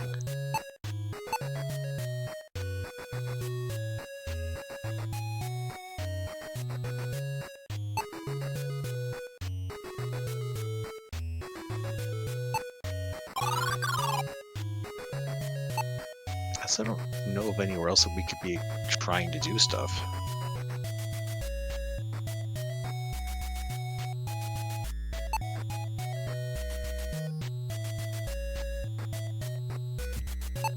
I don't think you can like distract it with a standard. You once used a pole like this to dispatch a bat flying around your attic. Or maybe I spoke too soon. What? The harpy darts towards you, claws out, ready to take your life.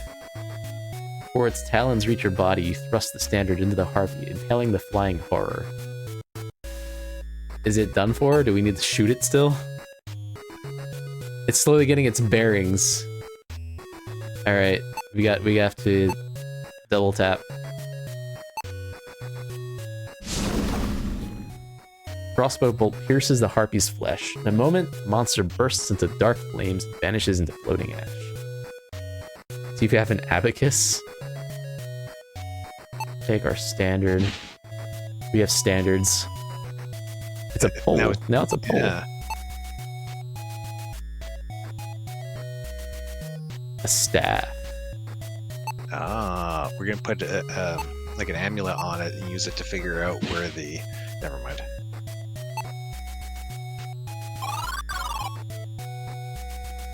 A lot of straight paths. Is there gonna be another harpy? You're at the old tree for a moment, deciding against napping beneath it. Strangely, you swear you hear the jangling of chains. Oh, this is a bad sign.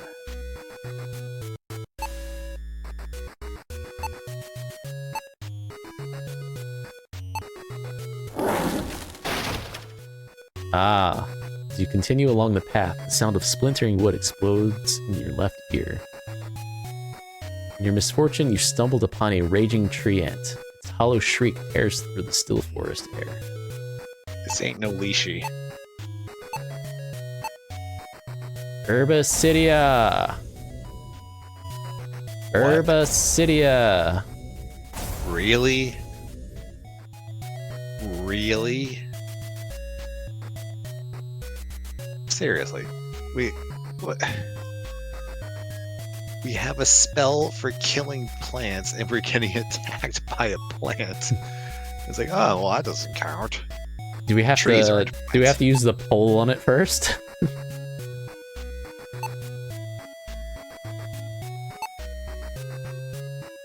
Maybe we speak to it.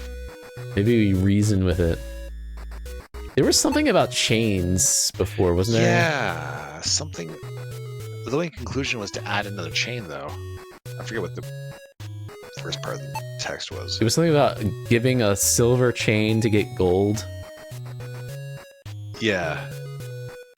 It was like it was offering you gold if you stop or something like that, or. Oh.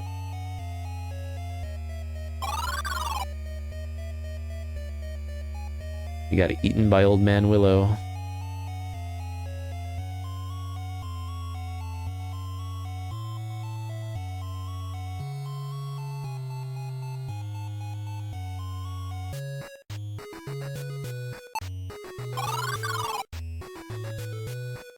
Can we shoot it? Oh, that's a good question. No, we can't shoot it. Herbacidia has to be part of the answer. Does it? It's gotta be. I mean, it should have been, but it doesn't sound like it is. So far. I wonder if it's related to the chains. I'm assuming we haven't seen anything that could even hypothetically be. Huh. Huh. Huh. All I'm noticing is he's attached to metal chains, and we have a metal pole. There's no way we can turn this into a lightning thing, right? Can't think of how we could.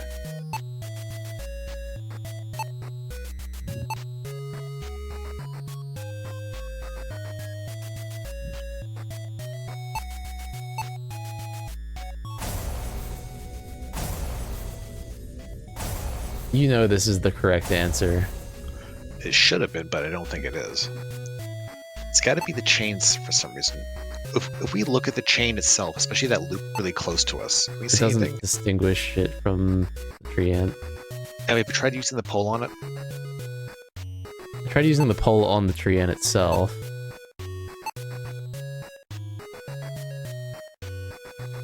Hmm.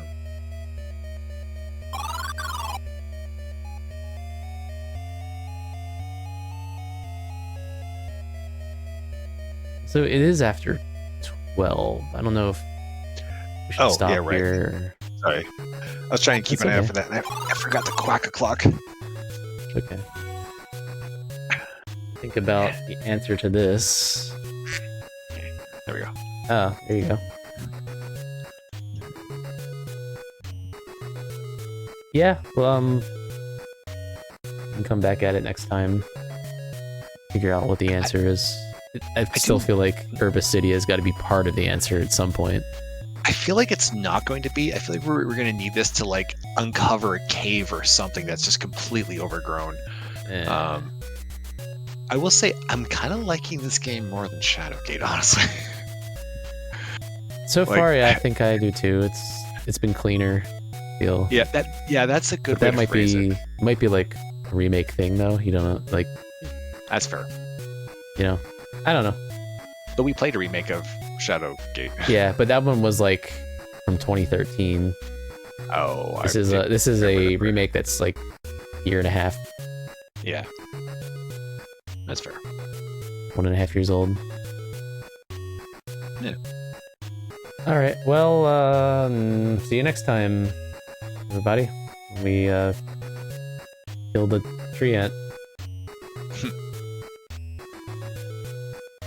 Thanks for watching. Good night. Good night.